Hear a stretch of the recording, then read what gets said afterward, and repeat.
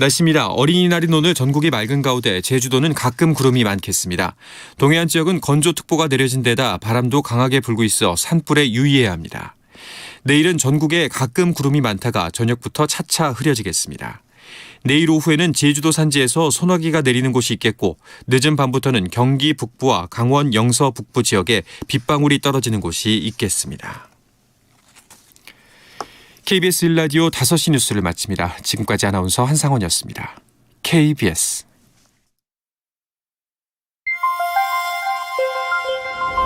대한민국 중심 채널 KBS 1라디오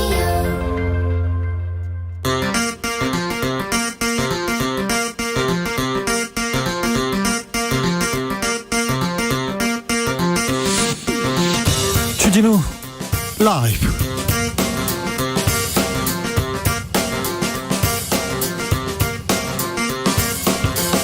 (2022년 5월 5일) 목요일입니다. 안녕하십니까, 주진우입니다. 마스크 벗고 마음껏 뛰어놀면 좋겠다.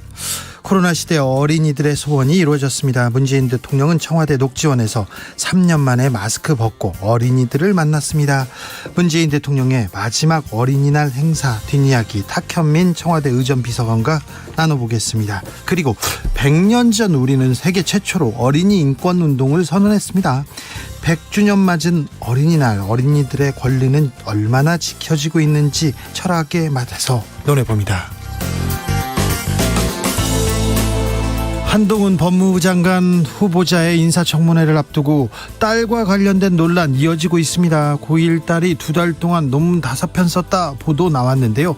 한동훈 후보자는 허위사실이고 의도적 프레임 씌우기다.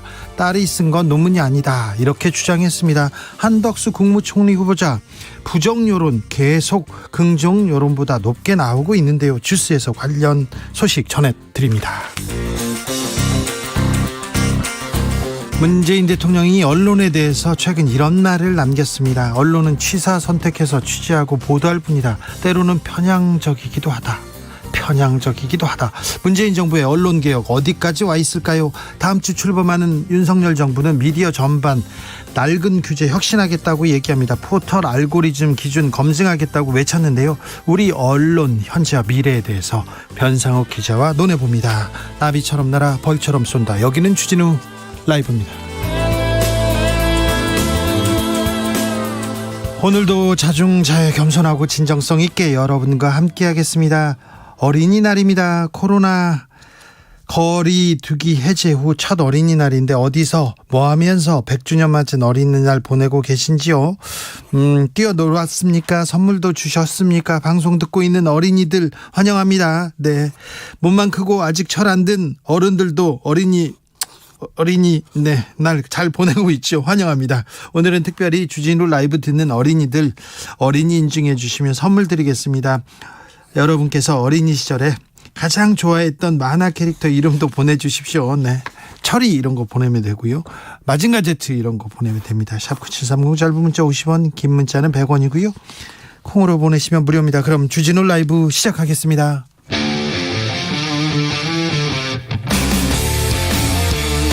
탐사보도 외길 인생 20년. 주 기자가 제일 싫어하는 것은?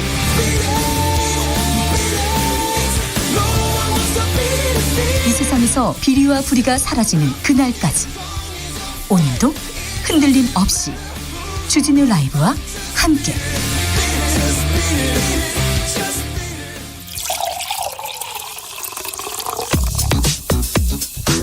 진짜 중요한 뉴스만 쭉 뽑아냈습니다. 주스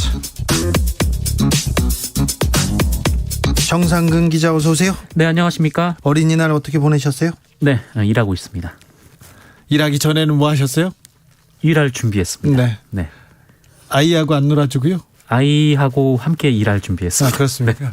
어린이날 선물은요? 선물이요? 네. 네, 제가 받아야 되는데요. 아, 그래요? 네. 네. 저는 받았어요. 축하드립니다.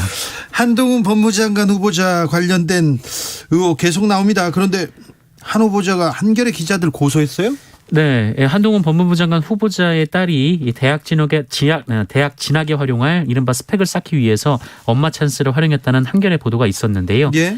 엄마의 지인이 근무하는 회사에서 중고 노트북을 복지센터와 연결해주고 이를 미국 지역 언론 인터뷰를 통해서 밝혔다라는 겁니다. 아, 여기서 봉사활동한 게 또 미국 신문에 나와요. 아, 네. 대단합니다. 그러나 이에 대해 한동훈 후보자는 이 같은 사회적 활동을 대학 진학 스펙으로 활용한 사실도 없고 또 그럴 계획도 전혀 없다라며 미성년자 봉사활동까지 허위 사실을 더 씌워 보도했다라고 해당 보도를 한 한겨레 기자들을 고소했습니다. 한겨레는 한 발짝 더 나갔습니다. 네, 한겨레는 오늘도 한동훈 후보자 딸이 지난해 하반기에 무려 6개의 논문을 작성해서 4개의 저널에 게재하고 2020년부터 2021년까지 10개의 영어 전자책을 출판하는 등 이 전문적인 입시 컨설팅을 받은 것으로 보이는 대목이 여러 곳에서 눈에 띈다라고 보도했습니다. 어떤 주제로 글을 썼어요? 논문을? 네, 연구 주제는 반독점법, 국가채무, 코로나19, 분쟁지역 교육 및 의료개혁 등으로 다양했다라고 합니다. 고등학생이 반독점법, 국가채무. 네, 11월 한 달 동안 3개가 올라왔고요. 이 12월 한 달 동안 2개가 올라왔다라고 하는데요. 네. 한동훈 후보자 딸은 독립연구원이라는 칭호를 쓰며 단독 저자로 나섰고 이 투고의 문턱이 낮은 오픈 액세스라는 저널에 실렸다라고 합니다. 네.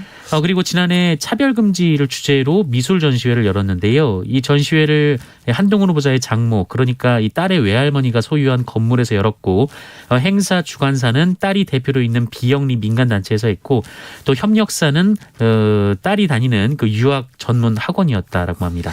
한 후보자 뭐라고 합니까? 사실과 다른 왜곡 과장 보도다라고 말했습니다. 어떤 면이요? 기사에서 논문이라고 했는데요. 이것이 허위 과장이라는 겁니다. 해당 글들은 3년에 걸쳐서 학교 리서치 과제, 고교 대상 에세이 대회 등을 통해서 이 작성한 에세이나 보고서, 이 리뷰 페이퍼라는 건데요. 이를 한꺼번에 오픈 액세스 저널이 요구하는 형식에 맞게 업로드를 한 것이다라고 말했고요. 대략 4-5페이지에 불과한 분량으로 해당 저널은 간단한 투고 절차만 거치면 바로 기고가 완료된다라고 설명했습니다. 아무튼 고등학생이 반독점법, 국가채무에 대해서 논문이 아니고 보고서를 쓴다는 것 자체가 굉장히 놀라운데요. 저는 여기서 봉사활동을 했는데 미국의 언론에 실린다는 것 자체가 놀랍습니다. 관련해서도 한겨레 보도가 있었는데요. 이 한겨레에서는 한동훈 후보자의 딸 쪽에서 이 미국 매체에 돈을 주고 인터뷰 기사를 실은 것으로 보이는 정황이 있다, 이렇게 추가 보도했습니다. 한동훈 후보자 딸은 미국의 한 매체와의 인터뷰 기사에서 교육 격차를 좁히며 한국에 소외된 아이들의 삶을 변화시키는 인재, 이렇게 소개가 됐는데요. 이 매체가 이전에 당신의 기사나 인터뷰를 실어드린다라는 내용의 광고를 해왔다라는 겁니다. 해당 매체에서 인터뷰 기사를 내는 가격이 온라인에만 출고되는 베이식 상품이 $40 정도 된다라고 하고요.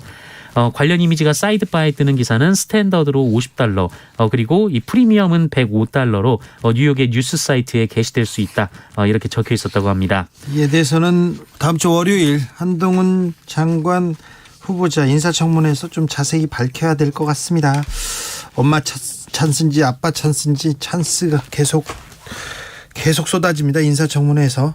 오늘 대통령실 비서관급 인사가 있었습니다. 네, 윤석열 대통령 당선인은 오늘 이 대통령 비서실 비서관급 1차 인선을 발표했습니다. 네. 이번 인선은 경제수석실 산하 6개 비서관, 정무수석실 산하 2개 비서관, 정책조정기획실 산하 4개 비서관, 비서실장 직속 7개 비서관 등 총 19명의 비서관이 포함됐습니다.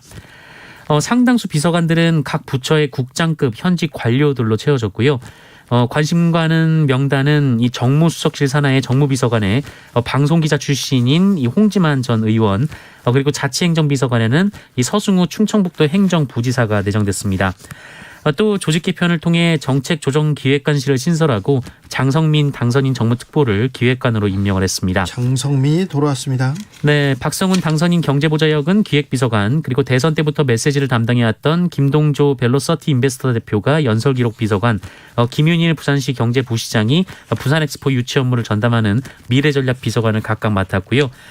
그리고 가장 눈에 띄었던 것은 검찰 출신들인데요. 네. 이 총무비서관에는 윤재순 전 대검 운영지원과장, 이 공직기관 비서관에는 이시원 전 수원지검 형사 2부장, 그리고 법률비서관에는 주진우 전 서울 동부지검 형사 6부장이 임명됐습니다. 주진우 변호사가 비서관이 됐거든요.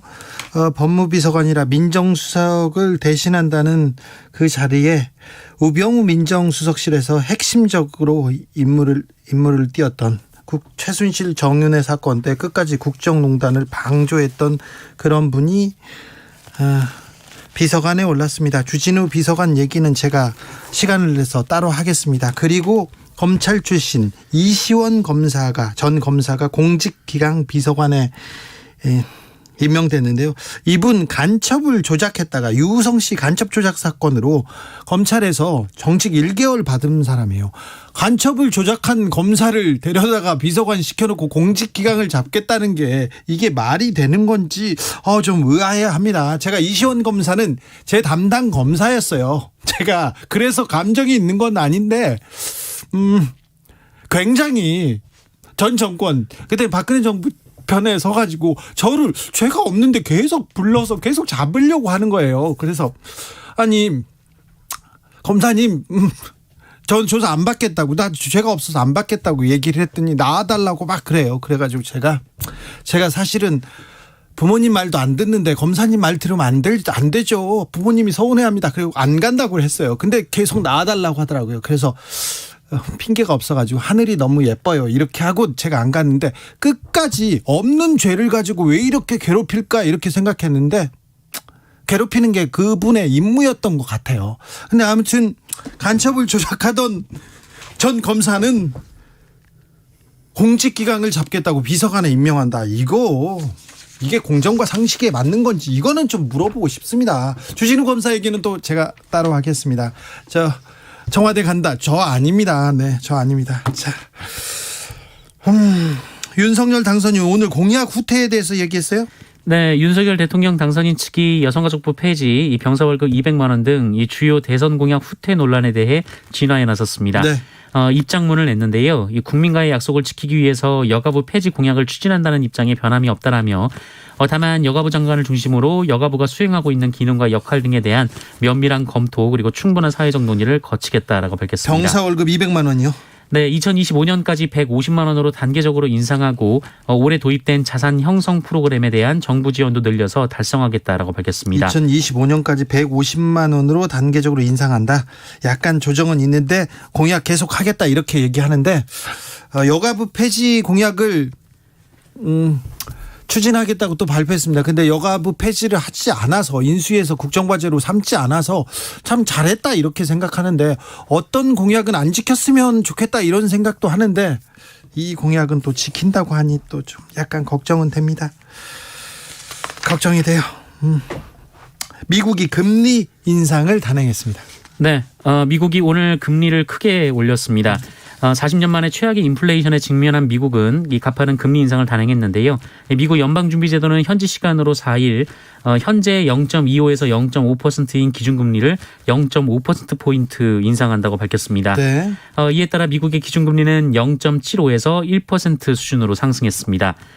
0.5%포인트 이상 인상하는 것은 앨런 그린스펀 의장 재임 당시인 지난 2000년 5월 이후 무려 22년 만에 이 최대 인상폭입니다. 네. 그동안 연준은 이 통상 기준금리를 0.25%포인트씩 조정을 해왔습니다. 계속해서 금리 인상하면 우리도 따라서 올릴 수밖에 없고 또 주가는 또 요동치고 미국의 금리 그리고 우리 금리에 대해서 계속 생각해야 될 것 같습니다.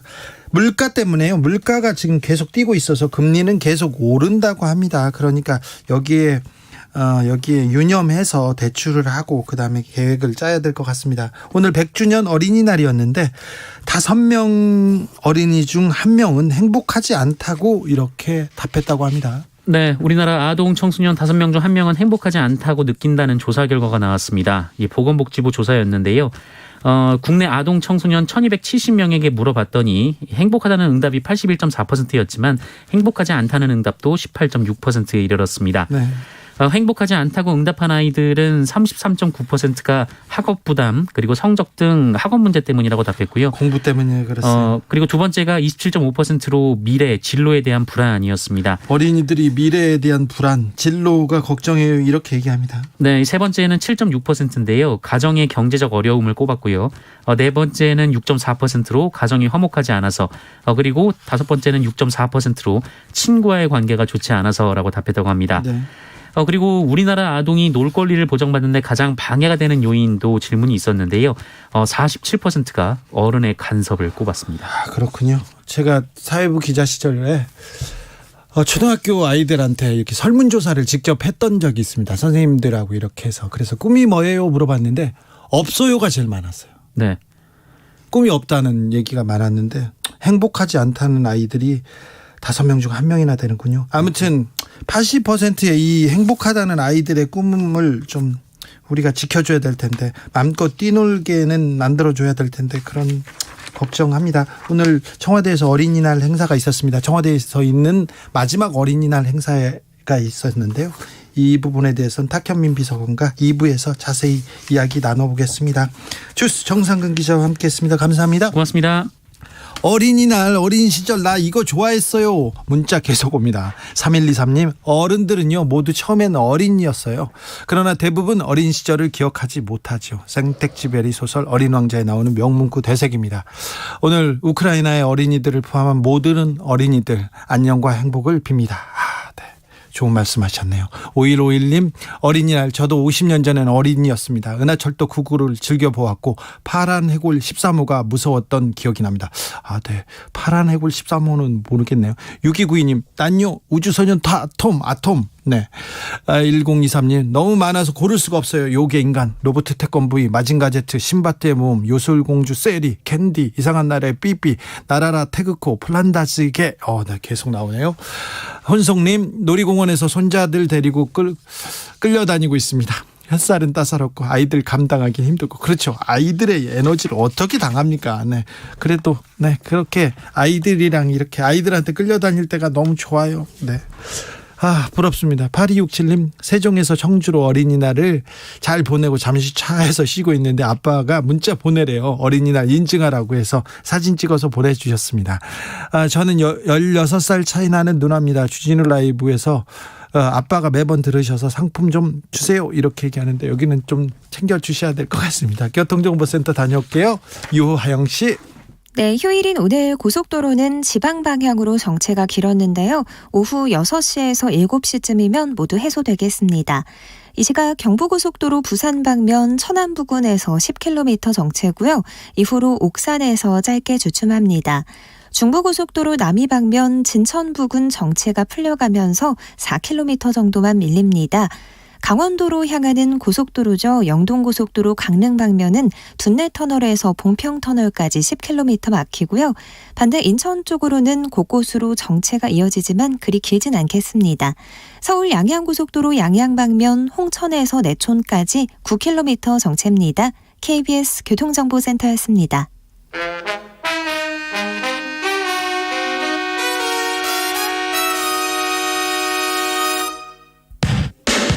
주진우 라이브 돌발 퀴즈. 오늘의 돌발 퀴즈는 주관식으로 준비했습니다. 문제를 잘 듣고 정답을 정확히 적어 보내주세요. 오늘은 어린이날 100주년이 되는 날입니다. 어린이의 존엄성을 높이고 민족정신을 일깨우기 위해 이 사람이 만든 날인데요. 이 사람은 어린이라는 단어를 공식화하고 잡지, 어린이를 창간하는 등 아동교육에 힘썼습니다. 호늘소파로 한국 어린이들의 영원한 대부인 이 사람의 이름은 무엇일까요? 샵 9730 짧은 문자 50원 긴 문자는 100원입니다. 지금부터 정답 보내주시는 분들 중 추첨을 통해 햄버거 쿠폰 드리겠습니다. 주진우 라이브 돌발 퀴즈 내일 또 만나요.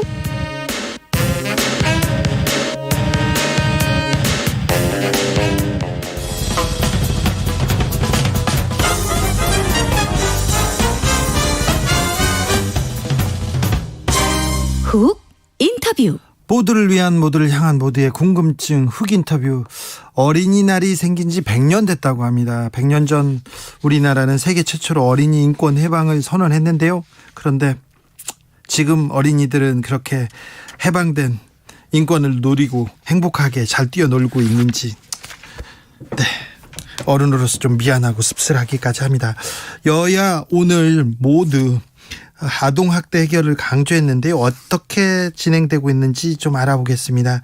용해인 기본소득당 원내대표 안녕하세요. 네, 안녕하세요. 기본소득당 용혜인입니다. 잘 계시죠? 네, 잘 지내고 있습니다. 아이가 지금 어린이는 아니죠? 네, 아직은 영유아라고 할 수 있을 그렇죠. 것 같아요. 얼마나 됐죠? 이제 이번 주 일요일이 딱 네. 태어난 지 1년 되는 날입니다. 오, 그래요? 5월 8일이 생일입니다. 벌써요? 네. 아우, 벌써 먼저 축하합니다. 감사합니다. 고생 많으셨습니다.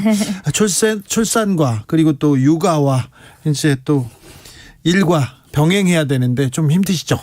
네, 생각보다 쉽지는 않은데요. 그래도 육아를 전담해서 독박으로 하시는 엄마들이 더 대단한 것 같다라는 생각을 사실 좀 하고 있습니다. 그래요? 그런데 이제 아이가 생기면 어린이날 이런 날이 좀 특별해집니다. 네. 그죠? 맞습니다. 올해 어땠어요? 저는 오늘 눈치 게임을 하다가 예. 사람이 너무 많을 것 같은 곳은 못 가고요. 집 네. 근처에 식물원 가서 간단히 산책하고 왔습니다. 아, 그래요? 또 네. 나머지 뭐 나름대로 이렇게 의식을 거행했군요. 네. 국회에서 아이들 관련된 법을 만들었어요. 네. 어떤 법이었습니까? 제가 작년에 출산한 직후에 이제 국회 회의장 아이동반법을 발의한 바가 있고요. 그리고 어제 이제 환노위에 상정이 되었는데요. 그 육아기 근로시간 단축 제도를 쓰면 연차 휴가에서 불이익을 받고 있거든요. 이 부분을 좀 시정하는 법안들을 준비했고 발의를 했고요. 이번 지방선거가 끝난 이후에는 몇 가지 법안들을 좀 더 발의할 예정입니다. 그렇습니까? 아직 우리 사회가 아이들을 위한 법 좀 더 만들어야 됩니까? 우리 사회가 어린이들 위해서 조금 변화해야 되죠. 네. 아무래도 이제 어린이들이 우리 사회에 함께 살아가는 구성원이다라는 점을 원칙으로 세우고 거기에 맞춰서 이 육아와 돌봄이라는 것을 우리 사회가 함께 책임진다라는 취지하에서 전반적으로 좀 제도들을 손봐야 되지 않을까 싶습니다. 네.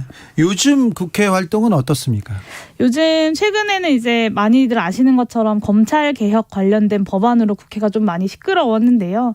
제가 2년 동안 임기 시작하고 2년 동안 의정활동하면서 가장 본회의장이 시끄럽고 가장 혼란스러운 좀 시기를 보냈던 것 같습니다. 어떤 생각 드세요? 참 개혁 법안 하나를 통과시키는 것은 저는 이제 이번에 이제 가장 처음으로 본 장면이긴 하지만 네. 언제나 이렇게 어려웠던 것 같다. 네, 지금까지 개혁 과제들이 언제 쉬웠던 적이 있었나라는 생각을 오히려 좀 했습니다. 그렇습니까? 인사청문회는 어떻게 보고 계십니까? 네, 인사청문회 이제 쭉쭉쭉 진행이 되고 있고 거의 마지막으로 이제 그 법무부 장관 그 후보자의 청문회를 비롯해서 몇 개 정도가 남아 있는데요. 저 같은 경우는 기획재정위원회에서 그 추경호 경제부총리 장관 후보자 인사청문회를 진행을 좀 했습니다. 네. 어땠어요? 사실 여러 가지 문제가 좀 있어서 제가 추경호 의원님을 저도 이제 동료 의원으로서 의정활동 열심히 하시는 것을 물론 이제 많은 부분에서 의견은 달랐지만 좀 굉장히 인상 깊게 지켜봐 왔는데요. 근데 다만 이렇게 어려운 시기에 경제부총리로서의 어떤 역할, 직책을 잘 수행할 수 있는지에 대해서는 좀 의문이 많이 남았습니다. 그래요? 네, 여러 가지 이유가 있는데요. 하나는 이 코로나19 위기의 시대에서도 끊임없이 재정 건전성을 이야기하는 정치적 활동, 그런 신념들을 가지고 있다는 점, 그런 면에서 재정의 사용에 대해서 굉장히 편향된 시각을 가지고 있다라는 점이 첫 번째로 우려스러운 점이고요. 두 번째는 우리 국민들이 많이 국민들이 이제 많은 충격을 받았었던 론스타 사태에 대해서 추경호 장관 후보자가 사실은 이제 책임이 있습니다. 근데 본인은 이제 사법적으로는 판단은 끝났다. 그래서 문제가 없다. 그리고 다시 돌아가도 그런 판단을 할 것이다라는 이야기들을 계속해서 반복했는데요. 사실 최소한 사법적으로는 문제가 없다고 하더라도 당시에 그런 본인이 했던 정책적 결정, 비금융 주력자 관련된 그 부분은 좀 잘못됐던 판단이었던 것 같다. 그렇죠. 국민들은 엄청나게 피해를 받는데 그렇죠. 왜 국민 생각은 안 하고 그때로 돌아가도 그럼 국민들한테 국민들한테 손해를 끼치는 그런 결정을 하겠다 이런 얘기를 당당하게 하는지 저는 이해가 안 돼요. 그러니까요. 그런데 그런 생각을 가지고 있는 사람이 다시 그런 의사결정을 하는 자리, 그것도 경제부총리라는 자리에 앉아도 괜찮겠느냐라는 의문이 저는 좀 들더라고요. 그래서 인사청문 보고서를 채택할 때 많은 의원님들은 수행할 수 있다라는 의견을 내셨는데 소수 의견으로서 부적절하다라는 의견을 좀 첨부해서 정부에 이제 가게 되었습니다. 왜 이렇게 이번 정부에는 모피아라고 하죠? 기재부, 전 기재부, 그 주변 사람들, 그 관료들이 다 이렇게 중용됩니까? 사실 이제 모피아라는 생각이 별로 본인 스스로도 없으신 것 같더라고요. 사실 추경호 경제부총리 후보자가 모피아의 어떤 황금기를 걸어오신 분 중 하나라고 저는 생각하는데요. 네. 그 기재부 관료들이 퇴직 후에 어떤 금융권, 로펌 아니면 대기업들에 취직하는 거에 대해서 문제가 없다라는 신념을 가지고 계시더라고요. 그분이 경제수장으로 가면 다른 관료들도 다 그렇게 생각할 거 아니에요? 그렇습니다. 그리고 심지어 제가 청문회 자리에서 그러면 경제부총리에서 퇴직하시고 나서 어떤 그런 로펌이나 금융권, 대기업에서 어떤 고문이나 이런 자리에 제안이 오면 가시겠습니까? 라고 물었을 때 그거는 지금 답변할 수 없다. 생각해 본 적 없다라고 좀 여지를 주는 듯한 발언도 하시더라고요. 피해갔네요? 네. 그런데 적격이라고 지금 청문회 이렇게. 네, 저도 사실 좀 깜짝 놀랐는데요. 국회 불문율인 것 같더라고요. 동료 의원이 국무위원 후보자로 올라왔을 때 좀 날카롭지 않은 청문회가 진행이 되는 것 같다는 느낌을 저는 좀 받았습니다. 네. 아무튼 국민 입장을 좀 생각해 주셔야 되는데 외환은행 론스타 사건이 다시 벌어져도 똑같은 결정을 한다.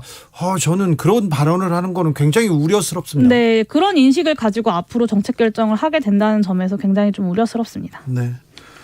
인수위가 내놓은 그 국정 과제들, 정책들 어떻게 보셨어요? 저는 특히 이제 공약 파기 논란들 많이 벌어지고 있는데요. 저는 이럴 줄 알았습니다. 그러니까 후보 시절부터 50조 손실보상하겠다, 1,000만 원씩 일괄 지원하겠다 같은 어떤 파격적인 숫자들을 남발했지만 재원 마련 방안에 대해서는 지출구조 조정으로 만들겠다라는 사실상 불가능한 이야기만 반복을 해왔거든요. 네. 심지어는 안철수 인수위원장이 지원금을 받은 소상공인들이 소고기 사 먹는다라는 말을 해서 좀 빈축을 사기도 했었죠. 네. 이뿐만 아니라 병사월급 200만 원도 한 7, 8조 원 듣는 공약인데 윤 당선인의 핵심 공약이기도 했거든요. 근데 이마저도 사실은 후퇴했습니다. 그러니까 아무리 좋은 정책이라고 하더라도 이를 위한 재원 마련의 방법이 없다면 다 그림의 떡일 뿐일 수밖에 없고요. 심지어는 추가적인 재원 마련은커녕 줄줄이 감세를 하겠다는 것이 당선인과 인수위 그리고 국민의힘 입장이어서요.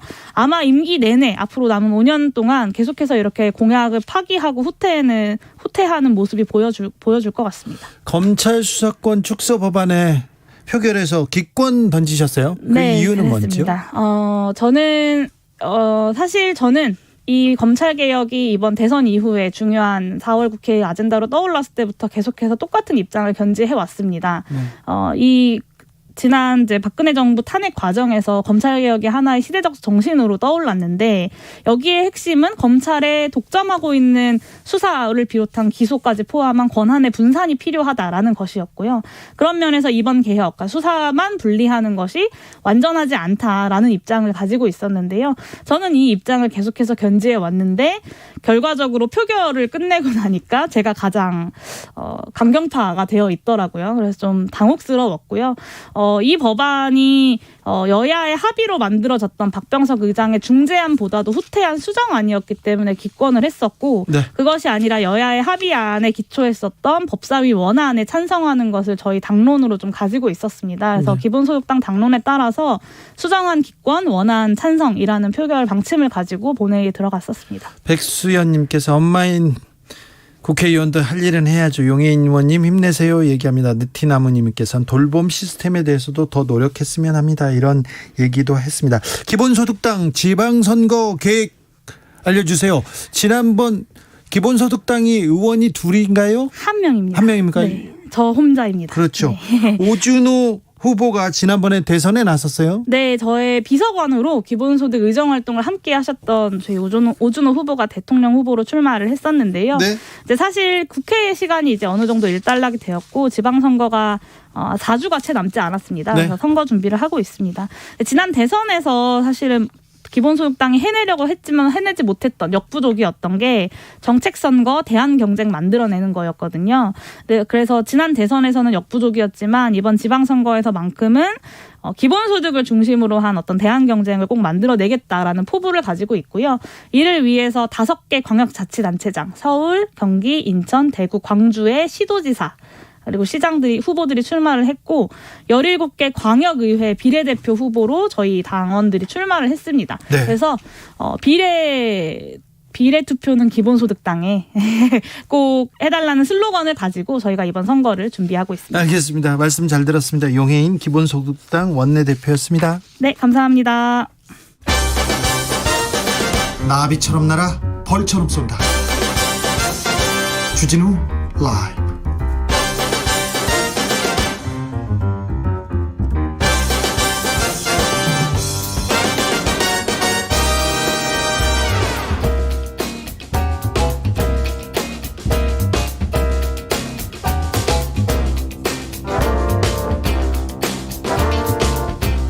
훅 인터뷰 이어가겠습니다. 윤석열 정부가 110대 국정과제 발표했습니다. 어제 경제 분야 짚어봤고요. 오늘은 미디어, 언론 분야 살펴보겠습니다. 뉴스가 있는 저녁을 만들어주셨는데요. 변상욱 기자 모셨습니다. 안녕하세요. 네, 안녕하십니까. 잘 지내시죠? 네, 반갑습니다. 네, 네. 제가 진행하고 선배님이 이렇게 나오고 뒤바뀌어 본 게 처음이죠. 그렇죠. 네, 네. 처음이네요. 저도 낯섭니다. 네. 자, 어떻게 지내세요? 글쎄요, 뭐라고 표현할 말이 딱이 없는데, 네. 그냥 아무것도 하지 않는다. 네. 그냥 삶이 내게 퍼부어지도록 내버려둔다. 뭐 이런 말이 있었는데, 네. 그대로입니다. 뭐 아침이 오면 아침 맞고, 네. 저녁이 오면 저녁 맞고, 네. 바람 맞고, 그다음에 카톡이 오면 카톡 맞고. 그렇습니까? 대꾸 할 건 하고 하기 네. 싫으면 안 하고. 예전 같으면 막 카톡이 올리면 혹시 또 무슨 급한 업무 연락인가. 네. 그다음에 정치권에서 또 무슨 일이 있나 맨날 살펴보고 신경 쓰는데 오면 오는 대로. 네. 네, 귀찮으면 귀찮은 대로 뭘. 고민이나 번민이 좀 사라지셨습니까? 큰 범위는 남아있죠. 실제로 이제 전체 나라는 도대체 어떻게 돌아가고 지구촌은 어떻게 돌아가는 거지. 네. 정말 사람들은 어떻게 살아가는 게 맞는 건가. 뭐 이제 큰 고민은 남았고 예. 작은 고민들. 어느 쪽이 뭐 이런 안을 내놨는데 저쪽은 이렇게 싸우는데 뭐 이런 것들은 좀 없어지고. 네. 오늘날 우리 사회에서요. 예. 정치인들 그리고 검사와 더불어 언론인들이 뭐 신뢰도 꼴찌를 두고 열심히 싸우고 있습니다. 열심히 다투고 있습니다. 예. 요즘 기자들 어떻게 보십니까? 대선배로서 좀. 근데 이제 저희가 젊을 때 하고는 다른 거죠. 네. 왜냐하면은 온라인에 이제 스마트폰이 뉴스 속으로 들어오면서 24시간 묶여 있는 이제 셈이 됐죠. 네. 저희 때도 뭐 많이 묶여 있는 거긴 했지만 그거를 훨씬 넘어서 그리고 이제 IMF 이후에 진행된 언론의 이제 긴축 경영 네. 뭐 이런 거 또 그다음에 인력의 부족 이런 것들을 다 생각하면 지금 후배들이 고생은 많이 하는데 네. 고생 많이 하는 만큼 또 후배들대로 내가 정말 최선을 다해서 뛰고 있는 건가 취재를 하려고 또는 좋은 기사를 정말 열심히 쓰고 있는 건가 또 반성도 해야 될 건데 오늘 사실 시간 났으니까 사실 이런 반성을 제일 해야 될 사람들은 데스크하고 네. 에디터들하고 편집장들입니다. 네. 젊은 기자들을 현장에 들이밀어넣고 기레기라는 지적을 대중으로부터 받게 하고 자기네들은 뒤에서 대체 무슨 짓을 하고 있는 거고 무슨 짓을 꾸미고 있는 건지 네. 사실은 좀 반성해야죠. 맞아요. 데스크들이 문제인데. 기자들을 보내놓고 그리고 또 기자도 다 기사도 막 고치고 어떤 쪽으로 취재해라 어떻게 만들어라 이렇게. 근데 기자들이 억울해할 거라는 걸 왜 얘기를 드리냐면 제목을 보고 이럴 리가 없는데라고 기사를 읽으면 네. 그 제목에 담긴 내용이 하나도 없어요. 기사에는. 그래도 기자들이 데스크나 윗사람들한테 대들어야죠. 이거 아니지 않습니까? 이렇게 얘기하죠. 예전에는 이렇게 바가지로 물을 준비했다가 그렇죠. 대장께서 화장실에 들어가시면 끼얹고 도망가고 막 그랬거든요. 그렇죠. 문도 펑펑 차고 팍 차고 네. 뭐 부장한테 원고지도 확 던져버리고. 그러면 선배들이 얘 열심히 하네 이렇게 생각했잖아요. 그럼 이제 받아주고. 밤에 술 사주고 밥도 사주면서 달래고. 네. 요새는 그런 거 없죠. 예전에 언제 기자를 시작하셨어요? 83년이죠. 83년이요? 83년. 그때와 지금 뭐가 가장 다릅니까? 70년대 80년대 초반은 그냥 기자가 뭘 잘못하면 끌고 가서 때렸습니다. 그렇죠. 감옥에 가두고. 네. 그러면서 80년대 초반이 지나면서 기자와 언론의 규모를 한 7분의 1 정도로 줄여버리죠. 정권이. 언론 통폐합하면서. 언론 사도 줄이고 기자 수도 확 줄이고. 그렇죠. 근데 그때가 고도 성장기거든요. 네. 시장 경제는 엄청나게 커지고 광고 시장은 무지하게 커지는데 언론이 7분의 1 정도로 줄었으니까 네. 이건 완전히 독과점의 특혜, 예. 기득권으로 바로 진입하는 장치가 되는 거죠. 네. 그러면서 이제 책찍과 당근을 같이 하던 시절이 전두환 정권 시절이고 예. 그 다음에는 그렇게 흘러가다가 이제 김영삼, 이명박 때로 접어들면 언론을 관리 통제하기는 이제 불가능해졌으니까 확 풀어주죠. 예. 확 풀어주고 니들끼리 피 터지게 한번 경쟁해봐라. 네. 이러면서 견디지 못한 언론들이 떨어져 나가고 권력에게 사정하면서 매달리도록 또 틀을 바꾸죠. 그러면서 기억에 남는 건 이제 노무현 정권 때 언론과 권력의 담합, 뭐 언론의 어떤 특권 층화 이런 것들은 없어야 된다면서 흔히 언론이 그때 대못질이라고 표현했는데 네. 대못질 같은 것을 버렸죠. 언론의 특권을 없애야 된다고. 네. 그러다가 이제 노무현 전 대통령이 엄청난 집중포화에 시달리기도 하고 그러면서 그 이후에는 이제 보수 언론을 중심으로 한 새로운 틀짜기. 예. 그래서 이제 종편도 생기고 하면서 지금의 언론 지형이 마련된 거죠. 힘이 더 세졌어요, 보수 언론이. 글쎄요, 뭐. 그러나 중요한 거는 네. 기자들이 거기서 어떤 역할을 해내느냐인데 네. 사실 기자들은 시류에 그냥 얹혀가면서 그것을 해결하거나 개선할 만한 노력을 많이 안 한다는 게 제일 아픈 부분이겠죠. 그렇죠. 예. 기자라고 하면 이 시대에 대해서 시대적 고민에 대해서 이렇게 같이 해결하려고 노력하는 그런 지식인이어야 된다 생각했는데 예. 요즘은 그런 생각 안 하는 것 같아요. 사실 기자는 전문 영역이 없습니다. 제가 뭐 정치학을 했겠습니까? 경제학을 했겠습니까? 네. 근데 이제 기자의 특징은 이제 접근권을 갖고 있고 접근성이 좋은 거죠. 국민 대신 가서 그렇죠. 물어보고 따져보고. 주진우 기자 맨날 발로 차면서 아무한테나 막 가서 따지고 들었을 거 그렇죠. 아니에요. 네. 근데 그런 접근권이 이제 소용이 없는 거죠. 별로. 왜냐하면 정보 공개 청구할 수 있고 정보는 다 오픈돼 있고 온라인에 다 있고요. 웹사이트 가보면 다 웬만한 건 나오니까 검색하면 예전 것도 다 나오고 그런 상황에서 이제 기자는 뭘 할 거냐 하는데 기자는 어떻게 보면 가한 접근이라고 해야겠죠. 이쪽 저쪽에 고루고루 다니면서 그거를 조합해내고 거기에 대해서 통찰을 보여주는 것. 그러니까 사실 기자가 해야 될 작업은 지적 작업입니다. 네. 근데 과연 기자가 지적으로 그만큼 깊어지고 노력하고 있느냐는 이제 평가를 받고 있는 중인 거죠. 그렇죠. 예. 네. 기사를 쓰면 다 알아요, 국민들이. 다 알아요. 그래서 이분이 얼마만큼 아는구나, 공부는 했구나, 취재는 했구나. 식은땀이 좀 나죠. 그렇죠. 뒤에 사실 댓글을 읽으면 그런 걸 많이 느껴요. 아니 근데 그걸 의식하고 더 노력해야 되는데 예. 노력하는 모습 아니 앉아서 쓰는 기사들이 그렇게 많아요. 노력하지 않는 기사 너무 많아요. 제목 장사. 그때는 발로 뛰며 취재한다 그랬는데 요새는 손가락으로 두드리며 취재한다고 해요.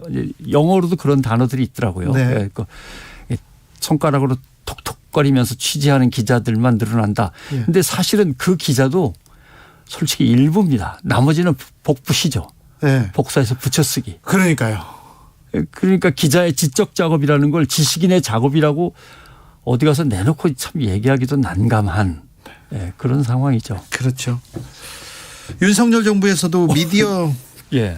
분야에서 국정과제도 발표하고 언론 개혁하겠다 이렇게 얘기합니다. 그런데 어떻게 보십니까? 저는요. 예. 이명박 정부 때 사람들이 다 돌아왔어요. 다 들어온 건 아닌데 저 사람은 이제 좀 역사에서 사라졌으면 한다. 그런 분들이 막 속속 들어오는 게 예. 좀 걱정이 됩니다. 아마 지금 틀로서는 말씀하신 대로 언론을 산업으로 보고 거기에서 이윤을 창출해 내려는 자본가들의 입김이 가장 강한 것 같아요. 네. 왜냐하면은 언론에 대한 어떤 개혁, 미디어 개혁위원회를 만들까요? 라고 하면서 내놓은 안들을 보면 사실은 인수위원회가 네. 4대 종편에 특혜를 주고. 특혜를 주려는 거죠. 네. 사실은 4대 종편의 그 대표들을 만나서 나눈 얘기들이 다 거기 들어가 있어요. 아하. 그러니까 결국은 이 개혁을 만들 때, 개혁안을 만들 때 누구를 가장 목표로 해서 누구에게 가장 먼저 수혜가 돌아가도록 개혁안을 짜려고 하는 거냐. 내용을 보면은 사실은 국민은 뒤로 가 있고 네. 예. 그다음에 자본을 갖고 있는 사람들이 앞으로 가 있고 대개는 그게 신문 재벌이거나 재벌 신문이거나 네. 이런 경우가 많은 거죠. 걱정이 되죠. 언론 아까 신뢰도 얘기도 했는데 예. 지금 언론이 국민들의 수준에 못 미치는 것 같습니다. 그건 확실한 것 같습니다. 문재인 정부의 언론 개혁이라는 목소리는 있었지만 그다지 성과가 보이지는 않습니다. 아무튼 하겠다고 말은 맨 처음에 약속을 쭉 했는데 네. 5년 동안 진행을 못하고 네. 손을 놨단 말이죠. 이게 문재인 정부의 문제냐 민주당의 문제냐라고 하는데 어차피 제도상으로 만들려면 입법 과정을 거쳐야 되니까 네. 사실은 근데 그 해마다 이렇게 세 보면 이제 총선 끝나고 자기 언론인 출신 국회의원이 한 30명에서 40명 많아요. 되거든요. 예. 많아요. 그리고 캠프에 들어가 있는 나머지 사람들까지 더 많아요. 따지면 한 100몇십 명씩 되는데 네. 아무것도 안 한 거죠. 그런가요? 예, 아무것도 안 했어요. 이제 와서 선거에서 계속 지니까 이제 언론을 개혁해야 된다. 우리가 항상 기울어진 운동장에서 고생만 했다. 뭐 이렇게 얘기를 하는데 그러면 진작에 바꿨어야 되는데 네. 근데 가장 바꿔야 될 것 중에 하나가 왜 정당 정치가 언론을 소유하는지에 대해서 스스로 내려놓아야 되는데 안 내려놔요. 아, 그건 안 하려고 하죠. KBS, MBC 뭐 사실 따지고 보면 이사회 구성을 여야가 나눠먹기로 하고. 그렇죠. 예. 사장도 여야가 나눠먹기 한 그 이사회가 그때 정권을 누가 쥐고 있느냐에 따라 결정하고. 정치가 언론을 쥐고 흔들려고 하죠. 예. 이용하려고. 그다음에 개혁안도 사실은 방송통신위원회가 내놔야 되는데 그 방송통신위원회는 중립적이고 독립적인 역할을 하고 있는데 거기다 맡기지 않고 정당에서. 인수위원회나 정당 미디어위원회에서 내놓고 네. 이 그것부터 내려놔야 되는 거죠. 그러게요. 말이 나와서 그런데 네. 언론인 출신 국회의원들, 정치인들 좀 일은 좀 잘합니까? 괜찮습니까? 하긴 쥐뿔 무슨 이렇게 뭐 너무 뭐 야단만 치면 좀 그렇지만 존경받는 선배들이 정치권으로 가지는 않는 것 같아요. 변상욱을 비롯해서. 그거 아니고 사실은 그 상태는 좀 나아졌어요. 왜냐하면 네. 정치부 기자들이 주로 국회의원으로 진출했거든요. 예. 요새는 보면은 사회부 기자도 있고 네. 그다음에 아나운서도 있고 앵커도 있고 뭐 골고루 이제 진출을 하는 걸로 봐서는 기능과 직무에 맞게 이제 나름대로 길을 갖다가 개척하지 꼭 정치부 기자로서 정치와 담합했던 사람들이 진출하는 건 아니다라는 긍정적인 면도 있고 네. 또 하나 보면 주 기자가 이거 얘기했으니까 가면 국회로 가든지 청와대로 가든지 항상 국민과의 소통 업무를 맡더라고요. 예. 근데 언론계에서 소통 잘했던 사람들은 사실 거기 별로 없어요. 없어요. 네. 예. 그럼요. 그런 정치인하고 점에서 소통하고 정치인하고 술 많이 먹었던 사람만 어떻게 가 있는데 그런데요. 선배님 예? 선거 때만 되면 저한테도 많이 옵니다. 선거 때만 뭐가 와요? 사람들이 와요? 뭘 하자고 뭘 해달라고 하는데 예. 네 저는 생각이 없어요. 선배님한테도 그런 제안이 정치권에서 제안이 많이 왔을 텐데. 예, 뭐 몇 번 온 적이 있고 그때마다 뭐 완전히 이제 입을 닫게 하고 뭐 말을 잘라버리니까 잘 이제 안 오더라고요. 잘 안 그래요? 오는데 문제는 뭐라고 해야 될까요? 사실 저 청와대도 못 가봤어요. 그래요? 가봤어요? 저는 가보긴 했죠. 그러면 전 들어가 보지를 못했어요. 네. 왜냐하면 청와대는 아그레망이 있어야 돼요. 아, 그렇죠. 그쪽에서 동의를 해줘야 돼. 네. 그 사람 괜찮으니까 청와대로 보내도 된다. 네. 아그레망에 걸려가지고 뭐 항상 뭐 들어가 보지도 못했고 요새는 뭐 부르지도 않고 물론. 네. 그런데 뭐라고 표현해야 할지 모르겠지만 기자는 이미 기자로서 정치를 시작하고 있는 거예요. 어찌 보면. 예, 왜냐하면 정치라고 하는 것에는 네. 중앙정치, 지방정치, 정파, 정당정치, 생활정치 그다음에 여론정치 그렇죠. 예, 쭉 나눠져 있고 각자의 한 부분을 맡고 있는 거거든요. 예. 그러니까 그걸 정파로 끌어들여서 일회용 반창고로 쓴다든가 뭐 이렇게 생각하지 말고 예. 정말 미디어와 관련돼서 누군가가 필요하다면 전공자를 뽑아서 네. 당에서부터 키워나가고 일찌감치 언론에서 영입을 해서 당에서 키우고 이래야지 선거 때 되면 갑자기 빼내가고 하는 거는 그건 안 되죠. 알겠습니다. 잼잼토리님께서 21세기 뉴스를 못 믿는 세상이라니 그러니까요. 그래서 언론이 더 중요하기도 합니다. 예. 0012님께서 정치가 언론을 지배하고 탄압하면 절대 안 됩니다. 오늘 말씀 다 정치인들이 들었으면 좋겠습니다. 네. 또 이런 말은 또 잘 안 들으려고 합니다. 네. 변 기자님 이곳에서 만나니 너무 반가워요. 장인수님께서 얘기했는데 저희들도 반갑습니다. 자, 언론이 예. 국민의 신뢰를 얻으려면 사랑을 받으려면 뭐부터 고쳐야 될까요? 어찌 해야 될까요? 결국 사실은 두 가지거든요. 하나는 콘텐츠. 네. 내용이 좋아야 됩니다. 네. 그렇게 저급한 내용들을 갖다가 그냥 한없이 쏟아내면서 신뢰를 얻는다는 것 자체는 불가능하고 예. 두 번째는 커넥트라고 하는 문제인데 연결이 돼 있어야 돼요. 국민하고. 예. 근데 연결이 안 돼 있어요. 왜냐하면 댓글이나 빨리 다세요라든가 뭐 신청곡 엽서나 보내세요. 이건 연결돼 있는 게 아니거든요. 국민의 의견을 받아들여서 그것이 방송이나 신문 제작에 반영이 돼야 되는데 이 커넥팅 또는 커뮤니티 구성이 안 돼 있어요. 한국 언론의 약점이죠. 뉴욕타임스도 그렇고 프랑스의 르피가르지도 그렇고 편집국장이나 정치부장이 일반 독자들을 만나서 이 기사가 이렇게 잘못됐다면 그건 저희가 이렇게 잘못해서 그렇습니다. 정기적으로 해명하는 모임도 갖고 온갖 정말 방법들을 짜내서 연결이 되거든요.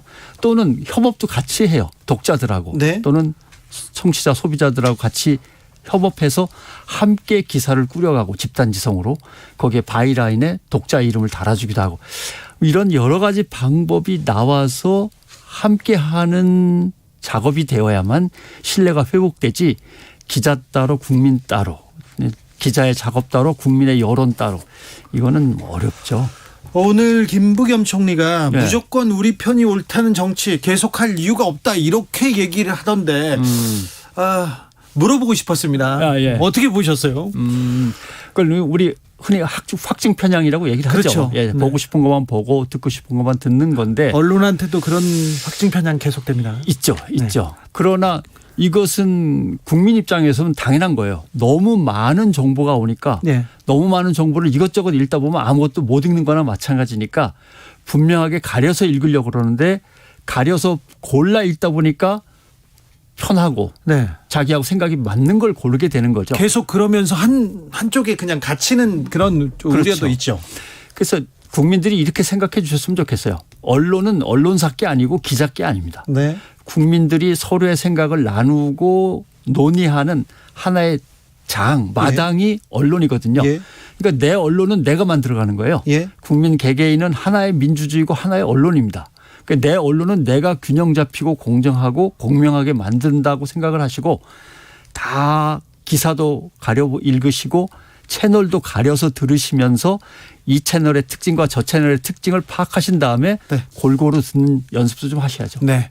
그렇게 국민들이 골고루 잘 들으시면요. 그럼 또 기자들도 좀 바뀔 거예요. 그렇죠. 예, 네. 그렇습니다. 옛날에 촛불 집회 때 보수 언론들도 국민 편에서 얼마나 열심히 했어요. 그렇죠. 네, 그런 또 시기가 있었는데 네. 윤석열 정부에서도 계속 소통 얘기하고 있는데 다음 주에 출범합니다. 예. 어떤 기대가 있으십니까? 소통에 대한 기대는 크지 않습니다. 솔직히. 네. 왜냐하면 네. 좀 이거는 분명히 알고 시작을 해 주셨으면 좋겠어요. 국가 통치권은 3권 분립에 의해서 네. 3부가 나눠져 있고 헌법재판소도 있고 이렇게 그렇죠. 되어 있습니다. 지금 윤석열 정부가 맡고 있는 거는 행정권이에요. 네, 행정부의 수반입니다. 그렇죠. 그래서. 그리고 그것도 중앙행정과 지방행정으로 나눠져 있어요. 네. 이걸 생각하셔야 되는데 국가 통치권을 내가 이제 잡았구나라고 생각하거나 국민이 선거에 의해서 국가 통치권을 줬구나라고 생각하면 오산입니다. 네. 그리고 또 하나의 문제는 국가 통치권의 주체는 당연히 국가고 그럼 내가 국가의 대표잖아. 그게 아니고 국가의 주권은 국민에게 있는 거거든요. 네. 그러니까 언론도 사실은 국민이 정치권한테 무엇을 얘기하고 싶어 하는지를 빨리 취재해서 전달해야 되는데 항상 정치권이 국민에게 뭘 지시하고 싶은지를 취재해서 전달만 하고 끝난단 말이죠. 예. 이 구조를 고치지 않으면 소통 어렵죠. 그렇죠. 지금껏 계속해서 종교와 정치의 부당한 유착에 대해서 굉장히 감시하던 분이십니다. 예. 종교와 정치의 부당한 유착 그리고 언론과 정치의 부당한 유착 어떻게 이제 막아야 됩니까? 그 주 기자가 도와주셨으니까 조금씩 해 나오던 거기도 한데 상당히 좀 심각한 것을 이제 현장에서 목도하고 그래서 그 작업에도 매달리게 된 거지만 종교는 갖고 있던 주술이 깨져요. 과학이 발전하고 여론이 형성되면서. 점점 그렇죠. 예. 정치도 자기네가 주도하던 여론 조작이 힘들어집니다. 네네. 그러니까 둘이 자꾸 결합을 하는 거예요. 예. 근데 문제는 종교는 자기의 주술이 깨지면 정치에서 의제를 갖고 옵니다. 그 의제가 뭐냐면 반공, 좌파몰이 네. 이런 것도 있지만 네. 또 이런 것도 있어요. 차별, 네. 그다음에 갈라치기. 그렇죠. 예. 그렇죠. 요거 딱 좋거든요. 네. 사람들을 결집시키는데. 네. 그러니까 정치권에서 쓰는 싸움의 방식을 종교도 갖고 와서 그러니까요. 종교가 정치에 유착하면서 같이 싸우죠. 네. 반대로 종교를 정치가 답습하면 어떻게 되냐면 정치는 서로 다른 생각이 모여서 협치를 이루는 건데 네. 종교는 그렇지 않거든요. 서로 다른 건 이단이 네. 사입이 아니면. 네. 그러니까 상대를 적 또는 이단으로 규정하는 방식을 갖고 오죠. 이게 언제 시작이 됐냐면 뭐 늘 있었던 거기도 하지만 이명박의 뉴라이트 때 개신교가 뉴라이트라고 하는 정파를 주도해 나가면서 종교와 정치가 엉키고 종교의 이단을 갈라서 그냥 규제가 아니라 아예 뭐죠? 난도질하고 타도하는 것이 정치로 넘어온 거예요. 아유, 오늘 국정상황실장에 뉴라이트 핵심 인물이 임명됐어요. 그래요. 예, 뭐 아무튼 그랬어요. 그런 것들이 문제여서 정치와 종교의 교착 내지 유착은 막아야 되고 선을 끊어야 된다라고 생각을 했던 건데 네. 돌아보니까 다 실패했네요. 뭐 실패가 아니라 뭐 작은 좌절이겠죠. 앞으로 또 그렇죠. 나아갈 길이 멀죠. 또 이렇게 시작을 해서 씨앗을 뿌리면 또 누군가가 그 씨앗을 보면서 네. 또 키워나가기도 하고 이게 또 불씨가 돼서 그래 고민해 볼 문제지라고 생각해 주시겠거니 하고 생각을 하는 거죠. 네. 앞으로 어떤 일을 하실지 제가 궁금합니다. 궁금해요. 네. 좀 연구할 과제들 지금 말씀드린 것들도 아직 연구 과제로 남았고 그다음에 민주주의를 항상 정치와 언론이 했다고 생각하는데 실제로 민주주의를 위해서 애쓴 어떤 이 나라 곳곳의 현장들을 한번 좀 돌아보고 싶다. 내 발로 이렇게 밟으면서 거기에 이야기들을 글로 써서 소개도 하고 방송도 하고 요 작업. 그다음에 이제 틈틈이 저에게 맞는 주제가 주어진다면 이렇게 방송으로 와서 여러분들 만날 수도 있고 그럴 것 같습니다. 6200님께서 변상욱 기자님 목소리 반갑습니다. 주일에 꼭 모셔서 프로를 좀 빛내시길 바랍니다. 종교와 언론 이 유착 끊어야 되는데 그 노력 변상욱의 노력 듣고 싶습니다. 오늘 감사합니다. 네, 고맙습니다.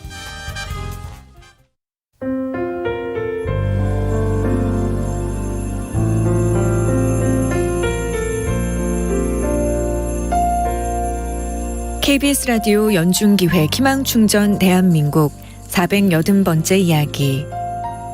안녕하세요. 아나운서 이현주입니다. 중학교 3학년인 민수는 학교에 가는 날보다 집에 있어야 할 때가 훨씬 많습니다. 7살 때부터 지금까지 민수를 괴롭히고 있는 염증성 대장질환 크론병. 수시로 찾아오는 복통과 설사 그리고 발열은 민수의 일상을 송두리째 뒤흔들고 있습니다. 예민한 장 때문에 밥 대신 영양제를 먹어야 하고 혹시나 변실금 때문에 친구들 앞에서 실수라도 하게 될까봐 마음 편히 밖에 나가지도 못합니다. 주사를 맞으면 증세가 호전되긴 하지만 그 주사 비용 또한 만만치 않은데요. 7 식구의 생계를 책임지고 있는 부모님에게 짐이 될까 두려운 민수는 오늘도 방 한 구석에 홀로 누워 아픔을 감내하고 있습니다. 민수가 부디 지금의 아픔을 덜어내고 따뜻한 희망을 마주할 수 있도록 여러분이 따뜻한 격려를 보내주세요. 여러분의 따뜻한 손길이 희망의 빛이 됩니다.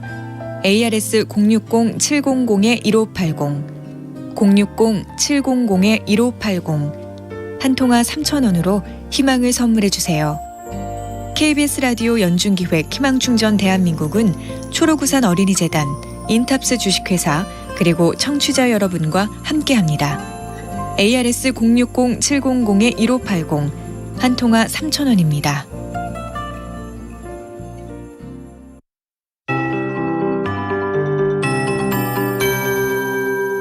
KBS 58분 날씨. 하늘도 공기도 깨끗한 어린이날 잘 보내고 계신가요? 절기 이파이기도 한 오늘 초여름만큼 따뜻했습니다. 서울이 25.8도로 평년보다 3도 정도 높았고 대구와 경주는 무려 29도로 전국에서 가장 높은 기온을 기록했는데요. 밤이 되면 금세 쌀쌀해지겠습니다. 강원 영동과 경북 동해안, 경북 북동 산지는 건조주의보가 내려져 있습니다.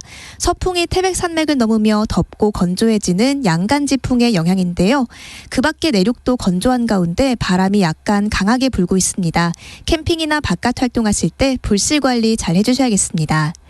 밤부터 서쪽을 중심으로 온 짙은 안개가 끼겠습니다. 서해안과 경기 내륙, 전남의 가시거리가 1km 미만, 특히 서해안에 인접한 다리나 도로는 50m까지 짧아질 텐데요. 내일 아침 이동하실 때 교통안전에 유의해 주시기 바랍니다. 내일도 초여름 더위가 이어지겠습니다. 아침에 서울, 광주 14도 등 오늘보다 2도에서 4도 정도 높겠고요. 한낮에 서울이 25도, 대전 27도, 광주는 28도 안팎으로 내륙은 더운 감이 있겠습니다. 내일 오후 제주 산지에는 5mm 안팎의 소나기가 오겠고 경기 북부와 강원 영서에 늦은 밤 빗방울이 떨어지겠습니다. 지금 서울의 기온 23.5도입니다. 박다효입니다.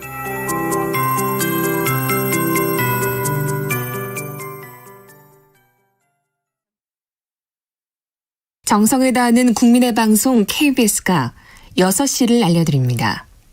AM 711kHz, FM 97.3MHz, KBS 1라디오입니다. HLKA.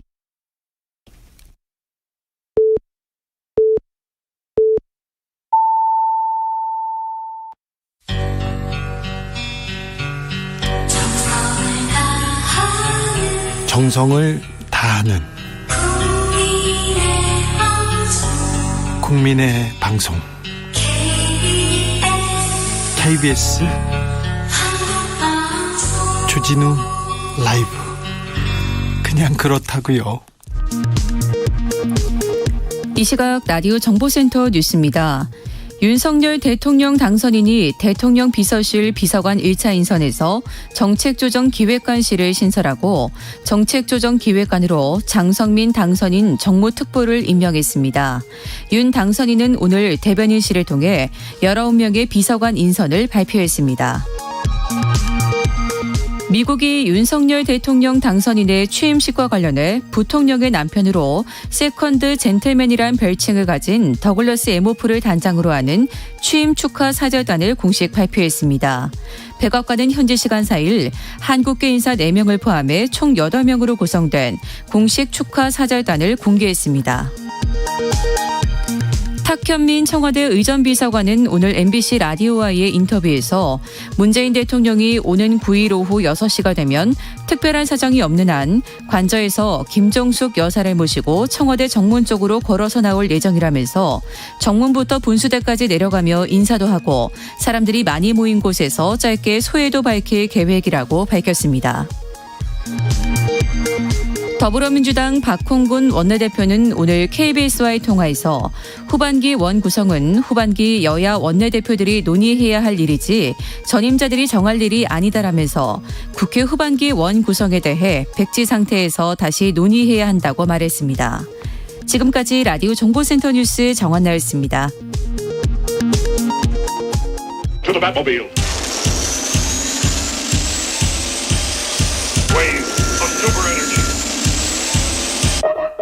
주 기자의 1분.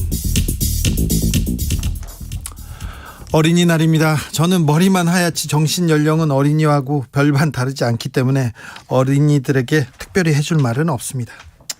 그냥 저는 아이들이 마음껏 뛰어놀았으면 좋겠습니다. 아이들이 마음껏 꿈꿨으면 좋겠습니다. 어린이였을 때요, 어른들의 잔소리가 전 그렇게 싫었습니다. 선생님이 공부 잘하면 좋은 대학 가고 성공하고 부자 된다 이렇게 얘기하면요, 저는 선생님도 공부 잘해서 부자 되시지 그러셨어요 얘기했습니다.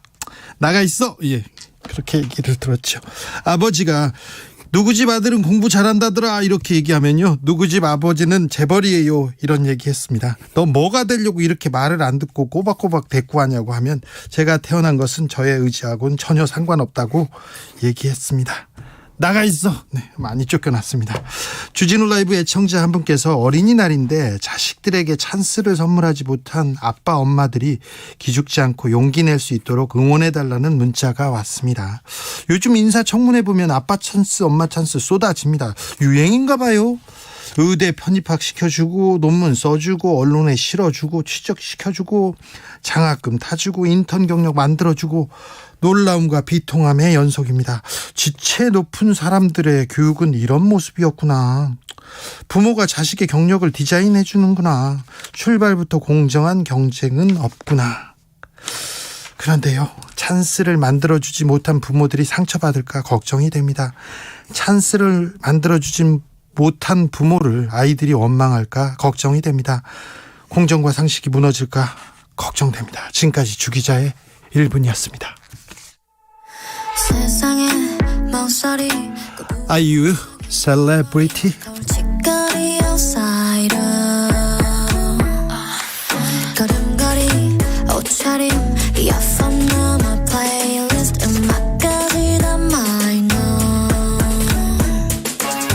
눈 가르지 널군 고개 위 환한 빛 조명이 어딜 비추는지 내려도 좋니 결국 알게 되길 더 원하는 니 You're my celebrity 잊지 마 넌 흐린 어둠 사이 왼손으로 그린 별 하나 보이니 그 유일함이 얼마나 아름다운지 말야 You're my celebrity.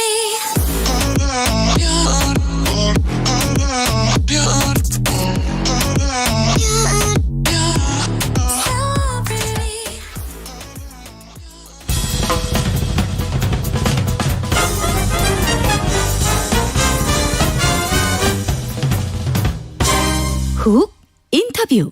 훅 인터뷰 이어가겠습니다. 100주년 어린이날 어린이들을 향해서 청와대가 문을 활짝 열었습니다. 작년에 문 대통령이 내년에는 마스크 벗고 뛰어놀 수 있었으면 좋겠다 이런 소원 얘기했는데 올해 어린이날 그 소원이 이루어졌고 어린이들과의 만남이 있었습니다. 이 행사가 문 대통령의 마지막 공식 행사였는지도 모르는데요. 자, 오늘 행사 기획한 청와대 의전비서관 탁현민 비서관 모셨습니다. 안녕하세요. 네, 안녕하세요. 어린이날 어떻게 보내셨어요? 조금 전에 끝났어요. 말씀하신 대로 한 2년간 이제 대면으로 어린이날 행사를 못 하다가 네. 3년 만이죠. 3년 네. 만에 그동안 초청하기로 약속했던 분교 학생들, 뭐 개교 100주년을 맞은 초등학생들 100여 명을 청와대 녹지원으로 초청해서 지금까지 같이 밥 먹고 운동회 하고 그리고 막 지금 이쪽으로 오는 길입니다. 네. 청와대에서 마지막 운동회입니다. 마지막 어린이날 행사입니다. 그렇죠. 청와대에서 하는 마지막 어린이날 행사이기도 하고 네. 또 문재인 대통령 재임 기간 중에 청와대에서 하는 마지막 공식 행사이기도 하죠. 그러네요. 네. 모자 뒤집어 쓴 문재인 대통령 좀 진심이더라고요. 열심히 뛰시던데요. 오늘 땀 좀 흘리셨죠. 네. 그리고 상당히 힘드신데도 불구하고 정말 열심히 게임에 임하시더라고요. 네. 진심인 것 같았어요. 네. 이제 나흘 정도 남았습니까? 일하는 날로 따지면 이틀 남은 거죠. 금요일, 내일하고 그리고 돌아오는 월요일이면 끝나니까 월요일 자정이면 끝나니까 네. 이틀이 남고 이제 주말 주일까지 하면 4일이 남게 되는 거예요. 주말도 잘 못 쉬잖아요. 이번에는 좀 쉬려고 제가 휴가가 지금 너무 많이 남았는데 결국은 이렇게 다 쓰지를 못하고 가네요. 자, 그럼 뭐 어떤 일정이 남았어요? 어떤 일들이? 일단은 지금 퇴임을 앞두고 오찬하시는 일정들이 조금 남았고요. 예. 그리고 나서 이제 마지막 날 5월 9일에 현충원을 이제 방문을 하세요. 네. 보통 이제 퇴임하시는 대통령의 마지막 일정 중에 하나로 현충원 가서 참배 드리는 행사가 있고 그리고 그게 끝나면 보통 그게 끝나면 이제 끝나는 건데 네. 문재인 대통령께서는 아마 퇴임 연설도 지금 계획 중이시고 네. 그리고 지금 어디라고 밝힐 수는 없지만 외교 행사가 자꾸 들어와서 그걸 마저 해야 될 것 같습니다. 지금 떠나는 대통령인데 만나자는 사람들이 아직도 있습니까? 이 두 개 나라 정도를 정도를 아마 만나셔야 될 것 같습니다. 그렇습니까? 아, 문재인 대통령이 외국에서는 인기가 좀 있으나요? 뭐 저희가 뭐 여러 순방들 다니면서 말씀 많이 드렸지만 네. 아마 대한민국 대통령으로는 가장 지명도가 높고 인지도가 높은 대통령 아니었을까요? 네. 5월 9일 날 마지막으로 이제 청와대를 나서신다고요? 예, 그렇습니다. 5월 9일 날 저녁 6시에 청와대에서 이제 퇴근하시게 되는 거죠. 퇴근을 걸어 나온다고요? 예, 지금 그럴 계획입니다. 그리고는 인사를 드리고 이렇게. 그러니까 아마 이제 대통령 퇴근이 많이 알려져서 많은 분들이 모이실 것 같은데 거기를 이제 제대로 좀 통제를 하지 않으면 네. 안전사고도 좀 걱정이 되고 그래서 네. 아예 미리 말씀을 이렇게 드리는 겁니다. 그래서 청와대 정문 앞부터 분수대까지 구획을 좀 정해놓고 통제를 하고 네. 거기 대통령 퇴임을 마중 나오실 분들을 모시려고 하고 있는 거죠. 네. 저기 언론에서 네. 그리고 또 윤석열 당선인도 그런 말 했어요. 네. 문재인 정부 쇼를 잘한다 이렇게 하면서 맨날 자화자찬만 한다. 탁현민의 쇼에 놀아난다 막 이런 얘기 들을 때마다 어떤 생각 들으세요? 뭐 들을 때는 별 생각이 없었고요. 제가 이렇게 보니까 요즘 본인과 윤석열 차기 정부죠. 아예 예능 프로그램에 출연도 하고 네. 이미 시작부터 여러 가지를 하고 계시던데 뭐 굳이 뭐 제가 비교되는 말을 해야 될까 싶은데요. 아, 그래요? 네. 알겠습니다. 탁현민 사실 순한 사람인데 혼자 낚시하고요. 혼자 자전거 타고 사색하는 사람인데 요즘은 좀 악어인가 봐요. 자꾸 물어버린다. 이 기사만 나와요. 그게 이상한가요? 저는 오늘 뭐 딴 데서 똑같은 얘기를 했었지만 퇴임하는 대통령이잖아요. 네. 가지고 있는 권력과 권한이라는 게 없어요, 이제는. 네. 그러면 퇴임하는 대통령이 유일하게 가지고 있는 꿈이 잊혀지고 싶을 정도로 조용히 남은 시간을 보내고 싶다라는 예. 소망을 얘기하셨는데 그래도 대통령을 5년간 모셨던 사람이 대통령을 누군가 건드린다면 전제가 분명히 있죠. 예. 대통령 누군가 건드린다면 내가 할 수 있는 모든 뭐 역할이나 역량을 동원해서 대통령을 건드리는 사람은 물기라도 해야 되는 거 아니냐. 네. 이 말이 뭐가 그렇게 고깝게 들리는지 잘 모르겠어요. 네, 알겠습니다. 만약에 현직 대통령이나 이제 차기 정부의 권한을 갖고 있는 사람이 그런 얘기를 했다면 그건 조금 문제가 있을 수 있지만 네. 지금 대통령이 갖고 있는 유일한 권한이라는 건 딱 하나예요. 퇴임을 맞아서 사진을 찍어주느냐 마느냐 이 네. 정도를 결정할 수 있는 건데 뭐 그렇게 대단한 권력이라고 그거를 그렇게 고깝게 보는지 모르겠어요. 5년 동안 대통령 옆에서 지켜보면서 대통령이 가장 기뻐했을 때는 언제입니까? 그리고 가장 괴로워했을 때는 언제입니까? 대통령은 기쁨이나 괴로움을 잘 표시를 안 하시죠. 네. 감정을 잘 드러내지 않으시고 그래서 대통령이 언제 가장 기뻤는지 혹은 언제 가장 슬펐는지 이런 거는 제가 추측을 하기가 참 어렵고 다만 이런 건 있죠. 저는 어쨌든 행사와 의전을 담당했으니까 대통령이 보훈 내지는 군 관련 행사할 때는 항상 만족스러워 하셨다고 생각해요. 그리고 네. 거기에 진심을 가지셨다고 생각하고 반면에 이제 가장 힘들어하고 슬프셨던 거는 발달장애 아동들이나 또 가습기 사건이나 또는 세월호 문제나 예. 이런 행사들 이런 일정들을 소화하실 때 실제로 눈물을 보이신 적도 있고 네. 너무 가슴 아파하시는 모습을 느낄 수가 있었죠. 네. 예, 그 정도인 것 같습니다. 행사 과정에 우는 모습은 자주 보였어요.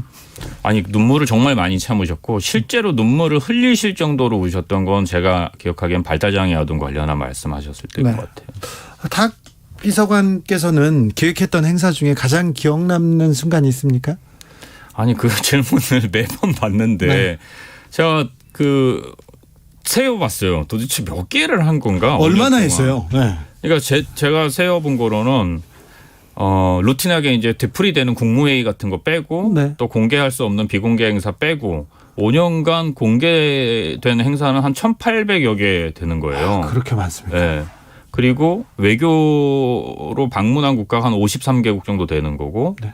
거기에 또 가서 해외에서 했던 행사가 한 80개 정도 되는 것 같아요. 그래서 그중에 뭐가 좋았냐 이러면 참 기억이 안 나요. 정말 너무 많은 일들이 있어서 하나하나 어떤 사안을 갖고 얘기하면 그땐 이랬지라고 얘기할 수 있는데 네. 그중에 뭐가 제일 좋았다 이렇게 얘기하기가 상당히 어렵네요. 네. 다만 이런 건 있었죠.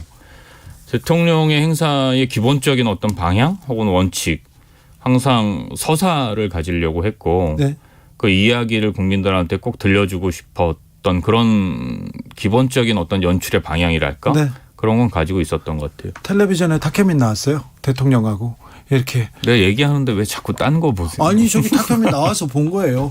9일 그리고 왜 대본을 안 하세요? 작가들이 정말 열심히 쓰는데. 조용히 해주세요. 9일 오후 6시에 퇴근하면서 행사를 한다는데 우리 탁현민 의전 비서관은 이렇게 이제 9일 지나면 가장 뭘 하고 싶으세요? 이렇게 질문이 왔습니다. 제가? 네. 저는 일단 낚시를 할 거고요. 네. 뭐 다 정해놨기 때문에 네. 여름 전까지는 국내에 있으면서 최대한 아무것도 하지 않고 놀러 다닐 거고요. 네. 8월 이후에는 아마 해외에 나가 있지 않을까 싶어요. 대통령께서 잊혀지고 싶다 이렇게 얘기했는데 대통령의 이제 향후 5월, 6월, 올해, 내년 어떤 계획을 가지고 계실까요? 대통령은 잊혀지고 싶다고 여러 번 얘기하셨고 저는 잊혀지시려고 되게 많이 노력하실 거라고 생각해요. 제가 아는 대통령의 성정은. 네. 그런 대통령의 노력인 거고 실제로 그렇게 될지는 저는 잘 모르겠어요. 다만 이제 뭐 구체적으로 앞으로의 계획을 다 알 수는 없겠지만 이미 퇴임하시고 얼마 안 있다가 바이든 대통령이 만나자고 이미 얘기가 왔기 때문에 네. 아마 그 일정은 또 하셔야 되지 않을까 싶기도 하고. 그렇죠. 바이든 네. 대통령이 요청 먼저 한 거죠.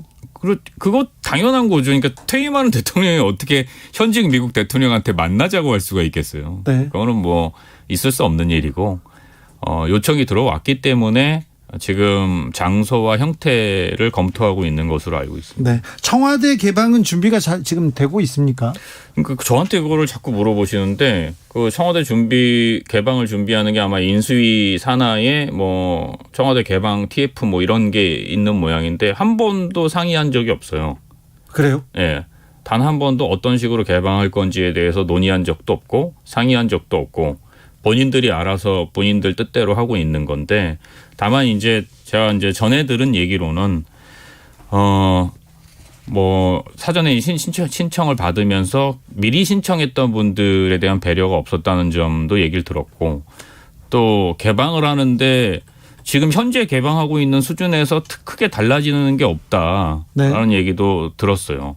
그러니까 현재 개방하고 있는 수준이라는 지금도 거는 개방하고 있죠. 예, 개방하고 있는 수준이라는 건 가이드가 청와대 곳곳을 같이 다니면서 각 건물들에 대해서 설명하고 중요한 장소들의 의미를 이야기해 주는데 그 가이드는 없고 정해진 장소에 건물 앞까지만 갈 수 있게 이렇게 아마 한다는 얘기를 들었고 또 하나는 이제 개방과 관련해서 여러 행사를 준비하는 모양이던데 제가 알기로는 개방 관련한 행사 예산이 없거든요.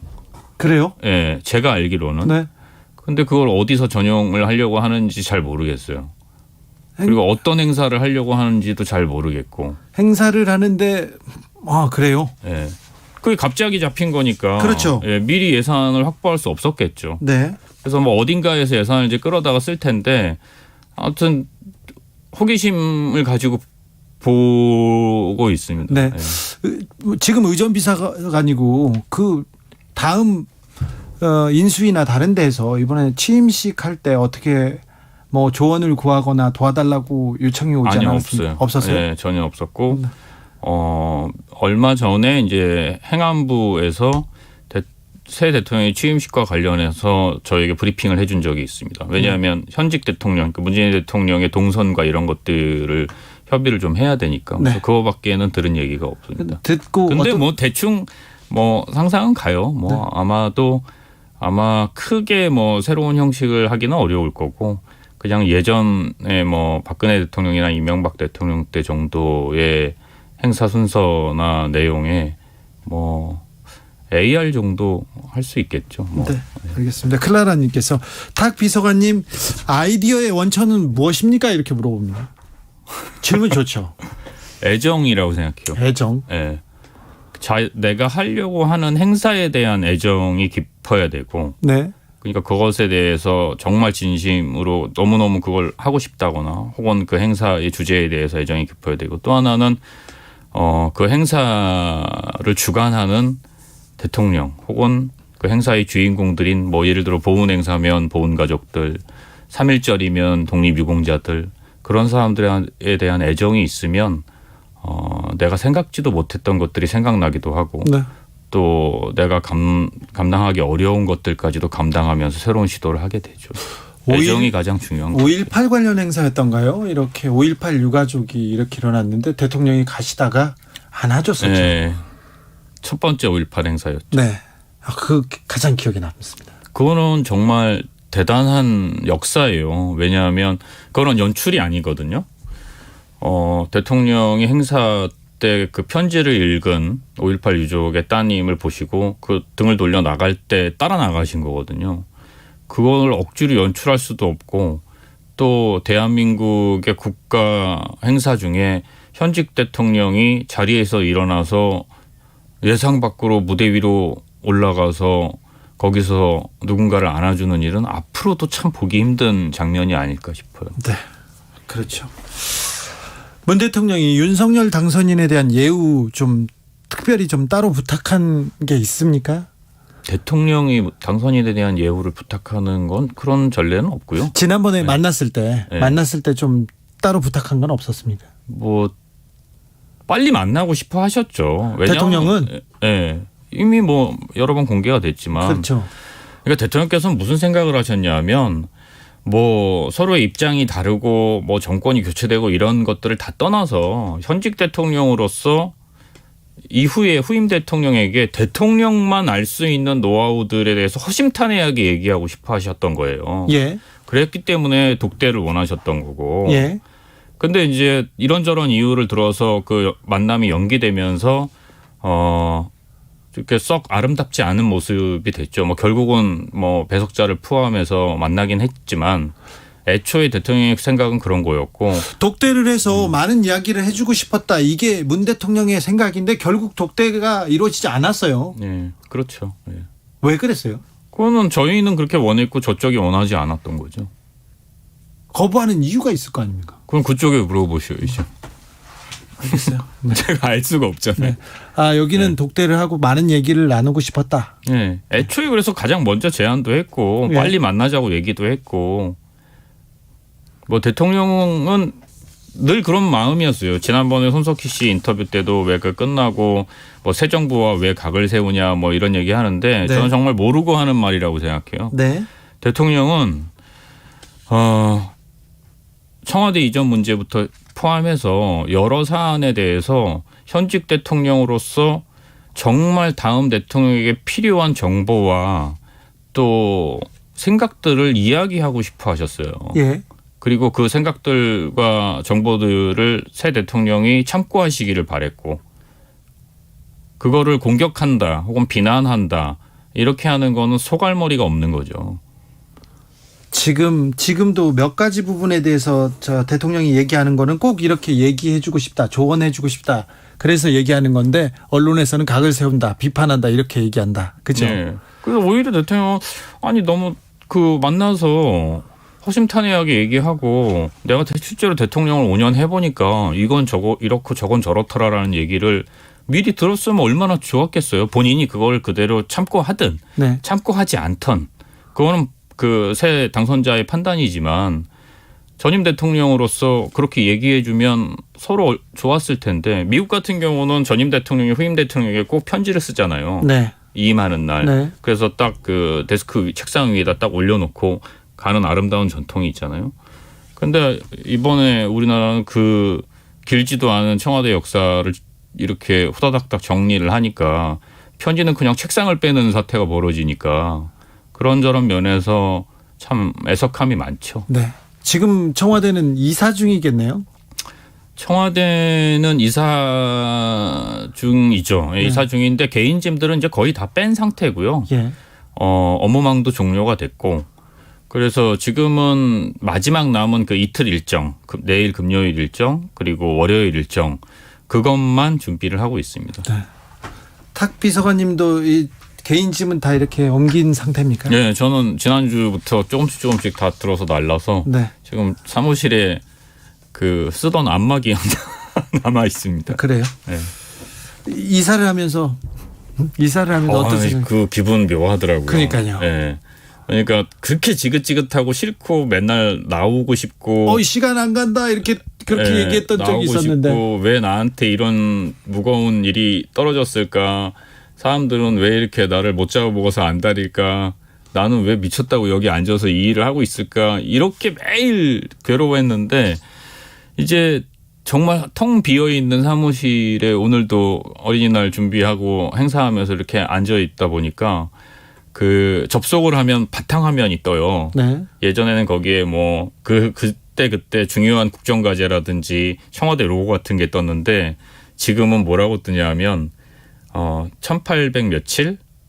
아마 1826일인가요? 5년이? 하여튼 그 날짜 숫자가 떠 있고 그동안 고생 수고하셨습니다. 이렇게만 딱 떠요. 네.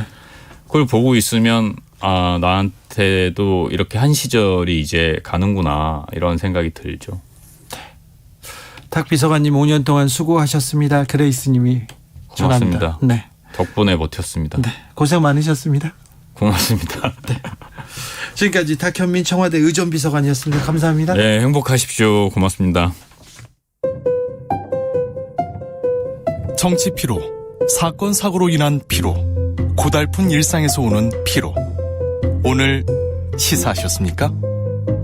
경험해보세요. 들은 날과 안 들은 날의 차이. 여러분의 피로를 날려줄 저녁 한 끼 시사. 추진우 라이브.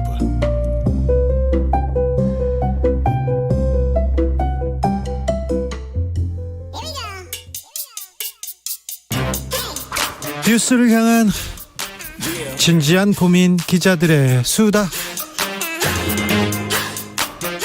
라이브 기자실을 찾은 오늘의 기자는 한결의 김민아 기자입니다. 어서 오세요. 네, 안녕하세요. 오늘은 어떤 이야기? 네, 지금 국회에서 이제 취임식이 열리기 때문에 네. 국회 그 마당에 지금 공사 중이에요. 빽빽하게 준비를 하고 있어서 그날 어떻게 무슨 일이 벌어질지 먼저 살펴보면 어떨까 해서 가져왔습니다. 5월 10일 날 여의도는 네. 교통이 통제됩니다. 5월 10일 날 어떤 일이 벌어집니까? 여의도에서 네. 국회 앞에서는요? 네, 5월 10일 오전 11시에 이제 국회에서 취임식이 열리는데요. 그보다 앞서 0시에 보신각에서 타종 행사가 있습니다. 공식 임기를 시작하는 것을 알리는 것이고요.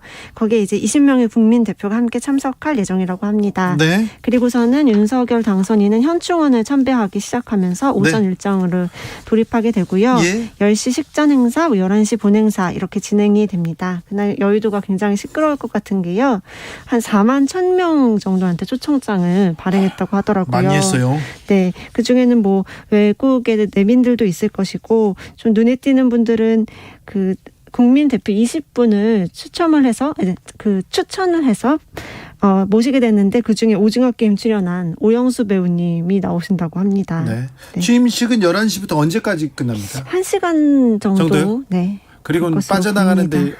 어렵겠네요. 그러게요. 조심하셔야 될 것 같고요. 네, 저는 늦게 오려합니다. 네. 네. 취임식이 끝나고 나면 어떻게 합니까? 네, 한창 논란이 있었던 그 외빈을 초청하는 만찬이 신라호텔 영빈관에서 열리는 것이 확정이 됐고요. 예.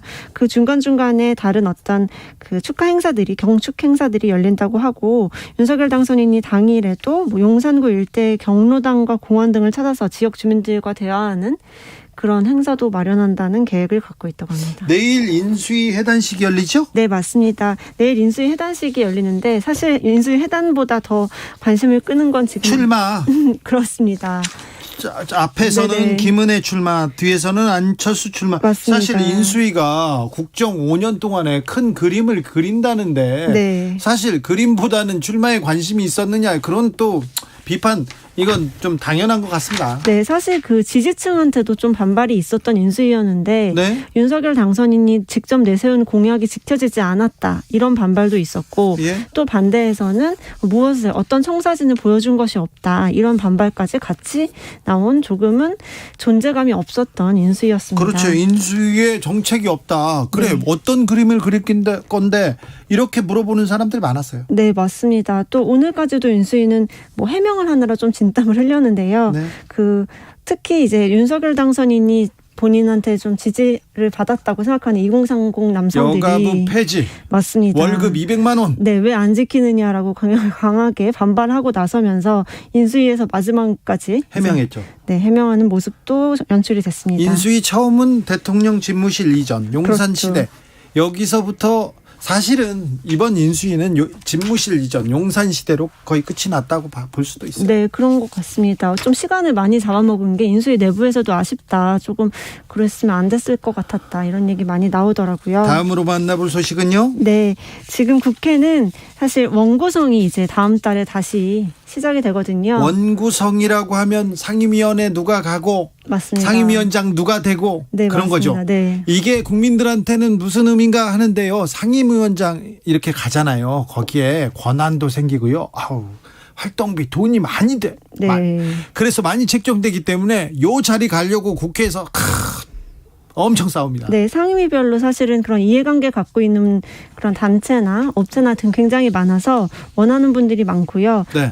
벌써 21대 국회가 지금 전반기가 끝났다는 의미기도 하고 그렇네요. 여러 가지 의미가 있는데 이번에 네네. 후반기에 또 네. 상임위원장 배분 어떻게 할 건지 그러니까요. 이거 어떻게 할 건지 초미의 관심사입니다. 맞습니다. 특히 법사위원장 누가 가져가느냐가 지금 굉장히 관심거리입니다. 네. 원래는 이제 국회 후반기 법사위원장을 국민의힘한테 넘기는 걸로 합의를 한 바가 있는데요. 네. 민주당에서는 오늘부터 좀 그런 얘기가 나오기 시작한 것 같습니다. 어느 당이 맞는다고 하는 것을 미리 정해놓은 것이 법과 원칙에 맞는 것이 아닌 것 같다. 이미 서로 간에 약속이 파기되고 있는 상황이라서 원점에서 이것을 다시 논의하는 게 맞다. 이런 입장을 박홍근 원내대표가 내놨습니다. 그래요. 네네. 그래서 이제 법사위를 누가 가지고 갈 것인가를 두고 양당이 굉장히 치열하게 붙을 것 같은데요. 네. 이제 민주당에서 말하는 그 과거 약속 파기 그게 무엇이냐 하면은 네. 이번에 이제 검찰 수사권 분리 관련해서 박병석 국회의장이 중재안을 내는 것을 합의를 했다가 네.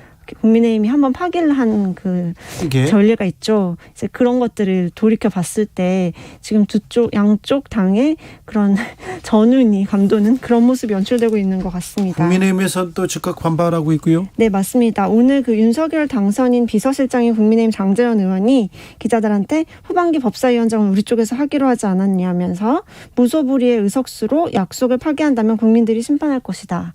또 장재현 의원이 법사위를 굉장히 오래 했거든요. 네. 여러 가지 노림수가 있는 발언이 아닌가 저는 생각이 들었습니다. 국회는 지금 지방선거로 바쁘죠. 네, 그것도 맞습니다. 사실 서울 같은 경우에는 오세훈 현 시장이 좀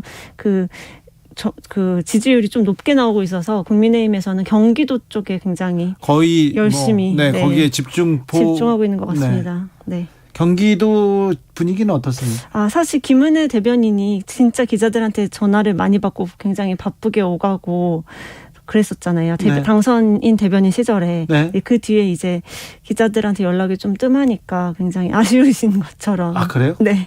지금은? 네, 지금 기사가 그렇게 많이 나오는 것 같지 않아서 그런 보도자료며 어떤 행사며 굉장히 열심히 뛰고 있는 것 같습니다. 다음 주 월요일에 한동훈 법무부 장관 후보자 네. 인사청문회.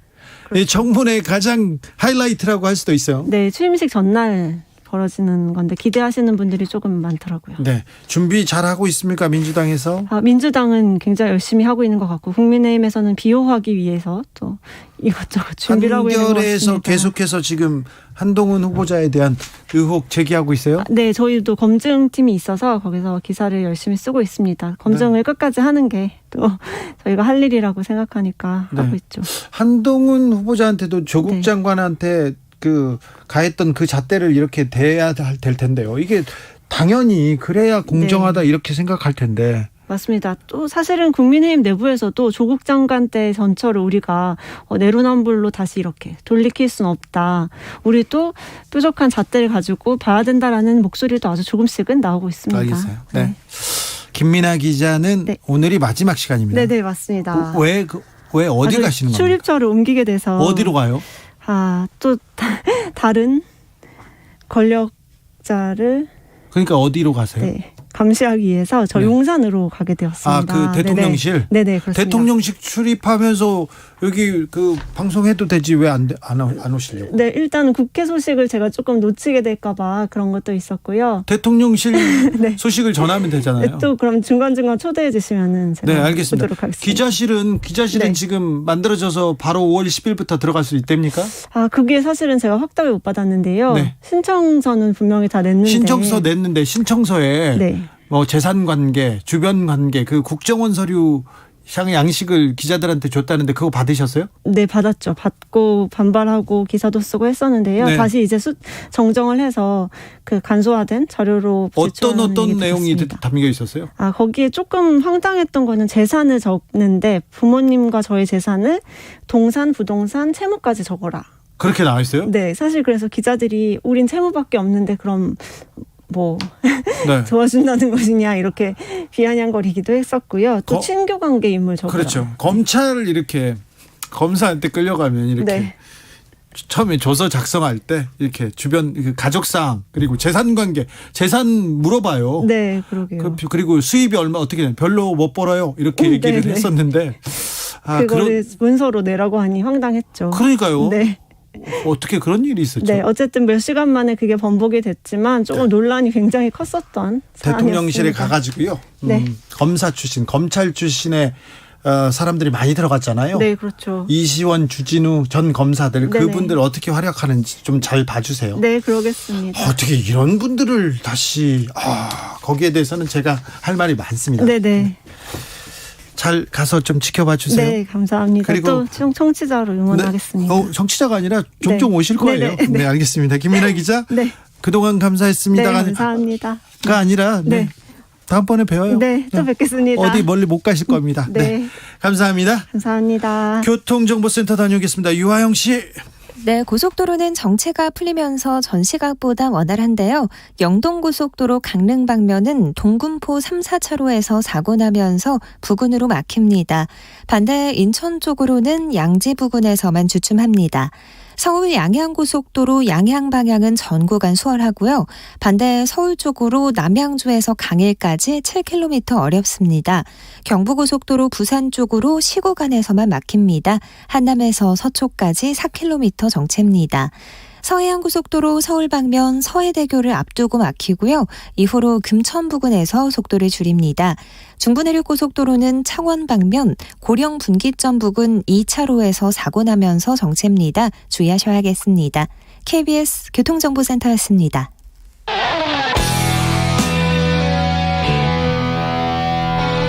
스치기만 해도 똑똑해진다. 드라이브 스루 시사 주진우 라이브.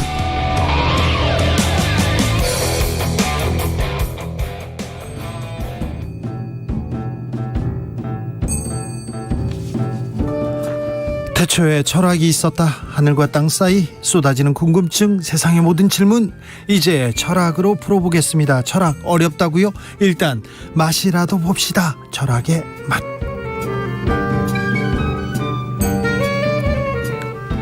정치 철학자 김만곤 박사 어서 오세요. 예, 안녕하십니까. 그리고 철학의 맛에 정식으로 합류했습니다. 조영근 소셜랩 접경지대 소장 어서 오세요. 예, 안녕하십니까. 네. 오늘은 어린이날입니다. 네. 저는 막 설레고 막 그래요. 선물도 받았어요. 아, 진짜요? 아버지한테는 못 받았는데 아버지 제가 적어놓겠습니다. 내놓으십시오. 네. 저는 뭐 어린이 때보다는 뭐 정신 연령이 자라지 않아가지고 이야. 그냥 그렇게 살기로 했어요. 저희 마음속에 다들 뭐 그런 거는 하나씩들은 다 갖고 있죠. 네. 예, 마음속에 다 어린이가 있죠. 네. 그런데 어린이날이 국경일이다. 저는 이거는 좀 잘 된 것 같아요. 잘한 것 같아요. 뭐 근데 이제 저희들도 들어오기 전에 이제 국경일이 있는 게 좋으냐 안 좋으냐라고 이야기했는데 인권이 보장이 잘 되는 나라일수록 어린이 인권이 보장이 잘 되는 나라일수록 국경일은 없는 것 같다. 그렇죠. 그렇기도 해요. 예. 네, 맞아요. 예, 그래서 이제 어린이 인권이 보장이 잘 안 되던 시절이라 네. 국경일을 통해서 그 뭐 보장을 하려고 했고 그것이 쭉 이어져 온 거니까 전 나쁘진 않다고 생각합니다. 저도. 네. 예.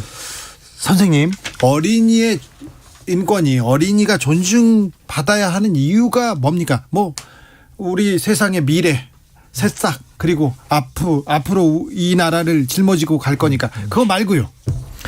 아니 뭐 저는 이제 하나의 그 이야기를 드리자면 사람이 계속 존중받는다라는 이런 느낌은 결국은 자기 스스로 뭔가를 했을 때 사람들이 그것에 대해서 인정해주는 문화이잖아요. 일종의. 네. 그러면 이런 것들이 어릴 때부터 길러진다면 스스로 무엇인가를 스스로 결정하고 움직이는 어떤 자율적 인간이 되는데 상당히 이제 중요한 역할을 하고요.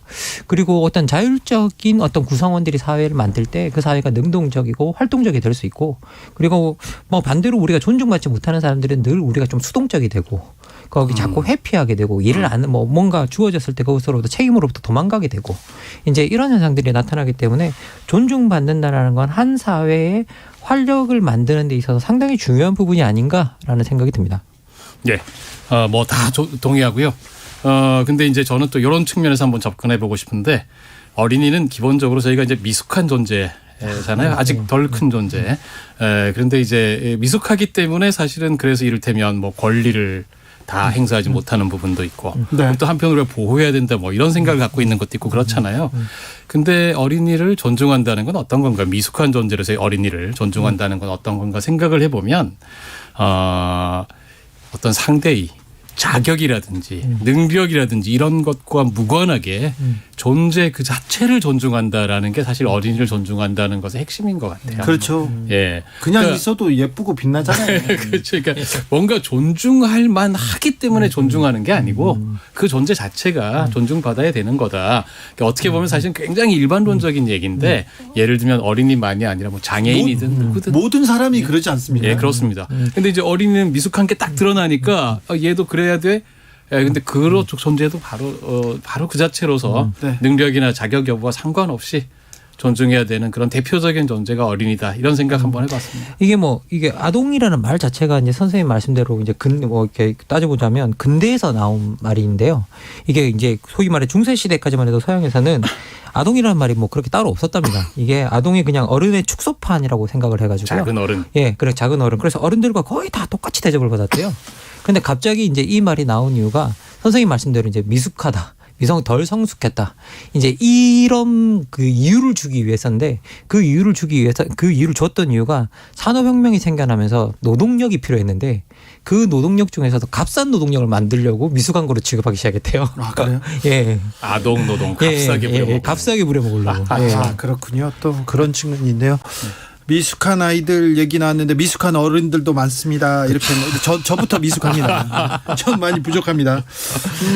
노약자, 어린이, 소수자, 사회적 약자들의 권리 잘 지켜지고 있는지 우리 사회에서 아동의 권리, 차별받지 않을 권리 이거 잘 지켜지고 있는지 좀 의문부호를 가진 사람들이 많습니다. 왜 그럴까요? 뭐 잘 모르겠습니다. 이 부분은 저는 기본적으로 저 같은 경우는 이제 그 우리 사회에 널리 퍼져 있는 노동윤리 그리고 우리 사회에 널리 퍼져 있는 그 노동윤리와 함께 퍼져 있는 능력주의 이런 것들이 사실은 차별의 아주 근원한 그 차별의 아주 중요한 원인이라고 생각하는데요. 기본적으로 우리가 생각하는 일종의 노동을 충실히 할 수 없는 그런 존재들을 다 어떻게 보면 차별하는 그런 성향들이 충분히 있는 것 같고요. 네. 그래서 뭐 노약자니 어른이 이렇게 해서 기본적으로 장애인. 우리가 장애인 뭐 다 우리가 기본적으로 노동을 충실히 할 수 없는 사람들을 다 차별하는 어떤 그런 성향이 어느 정도는 우리 내부에 있는 것 같고요. 네. 거기다가 뭐 능력주의가 장착이 되면 더 이상 어떻게 할 수가 없습니다. 왜냐하면 능력 있는 사람만 자격이 있는데 기본적인 노동을 수행할 수 없을 정도다. 그러면 뭐 이렇게 당연히 차별받는 건 당연하고 미숙한 존재로 차별받는 건 당연하다고 여기는 성향은 사회적으로 나올 수밖에 없지 않나라는 생각이 듭니다. 저 같은 경우는. 저는 사실은 뭐 이제 이런 생각이 들더라고요. 이제 지금 장애인 얘기도 나오고 그래서 이게 사실은 어린이하고 굉장히 이게 밀접하게 서로 좀 엮여 있다. 노동 능력 없고 우리가 뭔가 보호해 줘야 될 것 같은데 그렇지만 노동 능력이 없기 때문에 우리 사회 뭘 생산하냐 너네가 뭐 이런 식의 시각이 있을 수 있는 거잖아요. 최근에 이제 보면 두 가지 사태가 겹쳤는데 하나는 우리 장애인 이동권이 크게 이제 뭐 이렇게 싸움이 크게 이제 계속 이슈가 됐고 또 하나는 인수위에서 검토한다 그래가지고 왜 이제 그 어린이 보호구역 뭐 이게 속도 제한 이걸 갖다 탄력적으로 사람 적은 시간에는 좀 속도 제한 올려주고 뭐 이제 이런 거 검토한다 그랬더니 이제 뭐 그중에 찬성하는 사람도 있고 반대하는 사람도 있고 뭐 일부에 따르면 그 여론조사를 해보면은 소위 이제 젊은 남성들일수록 그런 그 속도 제한 이런 거 옳지 않다. 네. 이런 여론이 더 높다. 뭐 이런 그 보도도 있고 그랬는데 이런 게 사실은 보면은 저는 그런 생각이 들어요. 우리가 이제 출근할 때 이 시간 걸리잖아요. 뭐 그 시위해가지고 뭐 20분 30분 늦었다. 화가 나는 게 인지상정이에요. 좀 더 빨리 달리고 싶은데 저기 앞에서 여기 굳이 이게 여기서 이렇게 천천히 가야 되나. 거기다 뭐 다 카메라 달아놓고 화가 나고 하는 게 사실은 인지상정입니다. 네, 그렇긴 한데 또 다른 한편으로 생각해 보면 우리가 이제 그 예를 들면 장애인 같은 경우에는 그 장애인 엘리베이터 설치라고 하는 게 89년부터 싸움이 일어난 거거든요. 네. 그 이규식 씨가 해화역에서 리프트 타고 갔다 떨어져가지고 이제 그분들은 20몇 년, 사실은 평생을 싸워 오신 거잖아요. 네. 그분들이 많이 싸워와서 지금은 꽤 그나마 예전보다는 엘리베이터 많이 설치됐고 저상버스도 한 4대 한 대꼴로는 지금 됐어요. 저상버스가. 이거 덕택을 저희가 많이 보는 것 같아요. 엘리베이터 보면은 노인들이 아이들이 임산부가 엘리베이터 이용하고 경사로 이용하고 저상버스는 굉장히 편하죠. 저희가. 그래서 사실은 이런 분들 덕분에 저희가 좀 문명화된 것이요, 사실. 근데 진짜 포인트는 뭐냐면요. 그게 장애인분들 때문에 사실은 도입됐는데 정작 장애인들은 저상버스 혜택을 못 봐요. 예. 왜냐하면 거기 서서 장애인들 한 분 한 분 실어주면 뒤에서 빵빵거리고 맞습니다. 난리가 나요. 그렇습니다. 김도영님께서 사회가 원시적인 구조일수록 어린이로 남아있길 바라는 것에 공감합니다. 기득권층 반성해야 합니다. 그런데 요새요 인사청문회 보면서 부모들이요 자식들의 경력을 이미 어렸을 때부터 다 만들어주더라고요. 그냥 삶을 그렇게 그냥 디자인해 주는 것 같아서. 그런데 너무 놀랐어요. 나올 때마다 놀라운데 이게 뭐 경쟁이 공정하냐 여기를 떠나서 어떤 아이는 이렇게 디자인되고 어떤 애들은 그냥 이렇게 평범하게 가고 이거 뭐라고 해야 되나요? 차이가 있을 수밖에 없는 그런 구조지 않습니까? 뭐 지금 아까도 제가 능력 한번 말씀드렸지만 뭐 능력주의 사회에서 부모 세대들은 자식들한테 재산을 물려주지 않습니다. 능력을 만들어서 물려줍니다. 만들어줘요. 예, 능력을 만들어서 물려줍니다. 이렇게 뭐 능력을 매양시켜 주는 게 아니라요. 네네. 경력도 만들어주고 뭐 다양한 걸 다 인적 자원을 만들어주고 네트워크도 만들어주고 그래서 다 물려줍니다. 그래서 제가 한국 사회에서 이제 많은 분들이 능력주의 이야기하실 때 그리고 막 찬성하실 때 정말 안타까운 거 뭐냐면 그 능력주의가 강화되면 강화될수록 우리는 그 뭐 능력주의를 아주 공정하게 움직일 거라고 생각하는데요. 우리가 가족 제도를 가지고 있는 한은 안 바뀝니다, 그게. 네. 특별히 한국은 더. 그리고 실제 능력주의의 부상이라는 능력주의라는 말을 만드신 분이 뭐라고 쓰고 있냐면요. 자식 숭배라는 이게 사라지지 않는 안 바뀔 거라 그래요. 우리 인간에게는 가족 제도를 가지고 있고 자식을 숭배하는 성향들이 있고 그러면 이게 무슨 능력주의 사회든 봉건 사회든 부모들은 자식들한테 뭔가 특권을 계속 물려주려고 하는데 능력주의 사회는 능력을 물려준다는 거예요. 근데 그게 물려주면 물려줄수록 마치 옛날에 신분 사회처럼 딱 갈려서 물결처럼 갈려서 한번 갈리기 시작하면 이게 어떻게 바뀔 수 없는 그런 정착된 구조로 간다라고 이야기를 하거든요. 그래서 이 부분은 여러분들도 한번 생각해 보셨으면 좋겠습니다. 능력주의 다 좋은데 능력주의가 절대적인 기준이어야 하는지에 대해서는 한번 생각해 보셨으면 좋겠다라는 생각이 듭니다. 저는. 지금 김만권 박사께서 말씀하신 거에 굉장히 중요한 포인트 바로 가족이다라고 하는 포인트 전 진짜 중요하다고 생각하거든요. 여기서 외국 학자 이름 인용하고 그래도 됩니까? 네, 그럼요. 네. 자유롭습니다. 아까 이미 사실은 김만권 박사께서 사실은 인용하셨던 이제 서양에서 굉장히 유명한 연구가 있어요. 어린이가 어떻게 해서 근데 와서 이렇게 소중한 존재가 됐나를 얘기한 이제 필립 아리에스라고 하는 프랑스 역사학자의 연구가 오늘날 우리가 어린이라고 하는 존재가 어떤 존재인가를 보게 만드는데 아주 큰 기여를 한 굉장히 유명한 연구인데 그분이 맨 마지막 책의 제일 마지막 결론에서 내리는 게 그래서 최종적으로 승리한 건 어린이가 아니고 가족이라고 그래요. 핵가족. 가족 중심주의라는 것입니다. 그러니까 어린이를 소중하게 여기고 어린이의 미래를 위해서 모든 에너지를 다 투여하는 것이 정상적인 가족으로 찬미받는 이런 세상이 됐다. 현대 들어와서. 사실 이게 어떤 거냐면 우리가 이제 어린이의 인권을 존중하고 어린이가 사실 존중받는 세상을 만들어야 되는 것, 안전한 세상 만드는 건 너무나 당연한 건데 그게 순전히 가족들 간의 과업이 될 때, 순전히 개별 가족이 과업이 될 때 그건 경쟁이 되는 거예요. 무한 경쟁이 되고 어린이의 삶이라고 하는 것이 사실은 어릴 때부터 바로 그 무한 경쟁의 삶으로 아까 말씀하신 것처럼 디자인되고 온통 거기에 총동원이 되는 총동원 체제, 가족이 총동원되는 이런 체제가 된다는 것이죠. 사실은 그거는 그만큼 우리가 어린이에 대한 관심을 사회가 국가가 기울여야 된다라는 얘기이기도 합니다. 가족에 맡길 게 아니고. 이게 이제 그 조윤근 선생님께서 말씀하시는 이 내용을 다 뒷받침하는 이게 사실 통계들도 있어요. 이게 우리나라가 보면 세이브 더 칠드런에서 2019년에 글로벌 아동기 보고서라는 걸 내거든요. 거기 보면 아동기 종료 지수라 그래서 뭐 아동들의 조기 사망, 영양 실조, 교육기회 박탈, 뭐 이른 결혼이나 뭐 출산 이렇게 아동기를 박탈하는 요인들을 분석한 걸 보면 우리나라가 전 세계 176개국 중에 8위예요. 엄청나게 높은 걸 가지고 있습니다. 그러니까 아동들이 안전하게 지낼 수 있다는 거죠. 8번째로 안전하게 지낼 수 있다. 그런데 한쪽에서 또 조사한 걸 보면 뭐냐면요. 아이들이 지나치게 삶의 질이 낮은 게 나와요. 삶의 질이 낮다고요? 삶의 질이 엄청 낮아요. 아이인데 지금 어린인데. 예. 삶의 질이 얼마나 낮냐면 이게 그 실제로 이제 국제 기준으로 아이들의 그 행복 생활 지수를 체크하는 게 있는데 수면, 공부, 운동, 미디어랍니다. 근데 여기 보면 한국 아이들은 적게 자고 지나치게 많이 공부하고 맞아요. 운동량은 맞아요. 적고 절대적으로 더 맞아요. 오랜 시간 미디어를 사용하는 걸로 나타나서 그렇죠. 삶의 질이 안 좋은데요.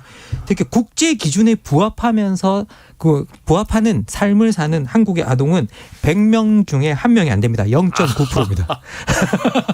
그 외에 저기 작년 2021년 기준으로 OECD 그 어린이 청소년 행복지수 꼴찌. 그러니까요. 오늘 행복하지 않다고 생각하는 학생 아까 얘기했는데 학업에 대한 부담, 성적 스트레스, 그다음에 미래에 대한 불안. 어린이가 네, 맞습니다. 정말 미안한 일입니다. 그렇죠. 초등학교 교실에서 학생들한테 뭐가 제일 뭐 이렇게 걱정이 돼? 그럼 미래에 대한 불안. 그렇죠. 이런 걸 이야기해요. 네. 제 애는 학원을 초등학교 때 안 보냈거든요. 안 보내고 그냥 운동장에서 축구하고 놀으라고 이렇게 했는데 축구하고 놀 친구들이 없는 거예요. 그렇죠. 그래서 혼자서 계속 자고 놀다가 나중에 보니까 나머지 친구들은 다 학원에 간 거예요. 그래서 이걸 어찌 해야 되나 그러면요 또 안 시키잖아요. 그럼 불안해합니다. 나중에 본인이 불안해하죠. 불안해하는데 저는 불안하진 않았거든요. 그런데 모든 사람들이 그 불안을 못 이기고 다 이제 학원으로 가요. 저는 또 심지어 어떤 사례도 봤냐면요. 저희가 아는 지인 한 분이 아이를 학원에 안 보냈더니 동네 부모님들한테 항의가 들어왔대요. 걔 때문에 다른 애들이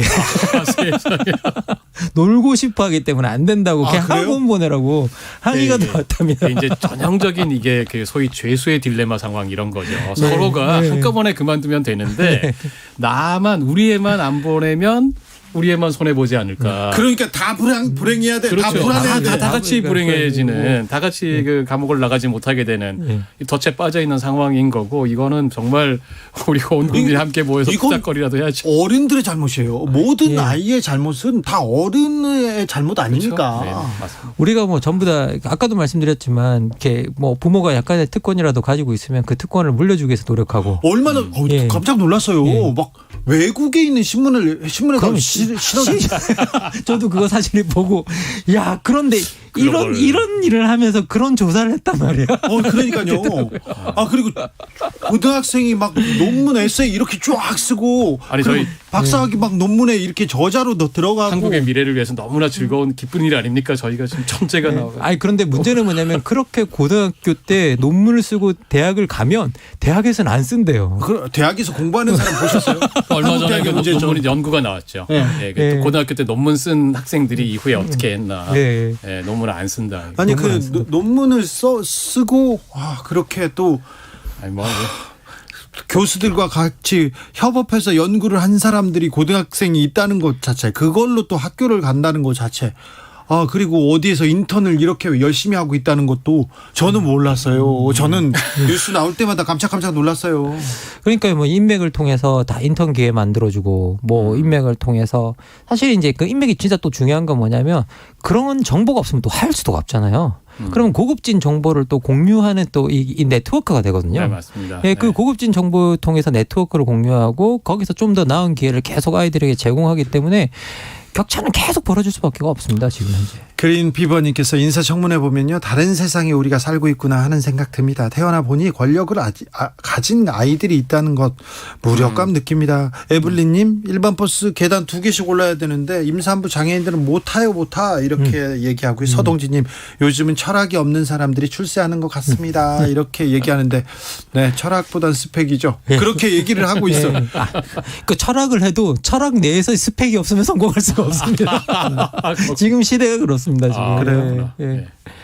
1340님, 저는 학원 가기 싫어해서 안 보냈는데요. 사회생활 잘하고 있습니다. 이렇게 얘기했는데, 저는 평생에 사교육을 한 번 받은 적이 있는데, 초등학교 때 주산학원에 한 번 갔는데, 주산.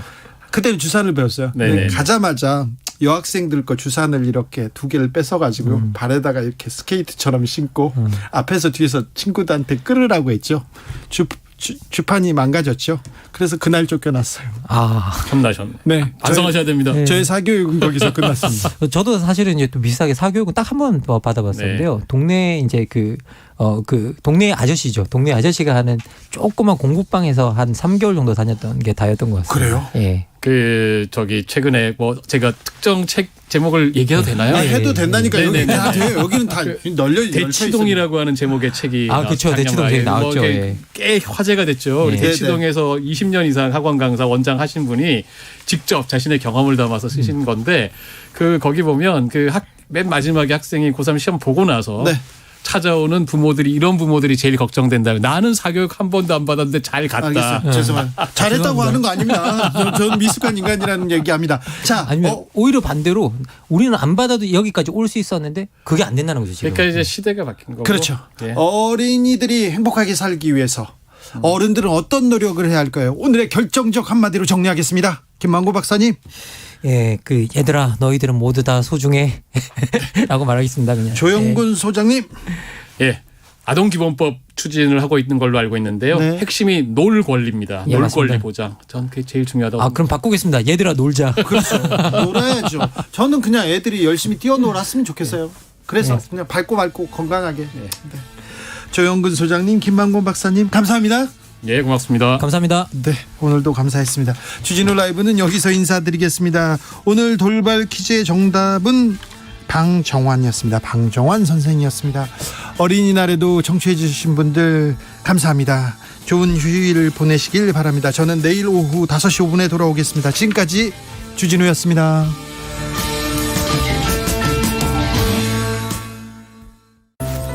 (2022년) 한국전력은 한 걸음 천천히 가겠다.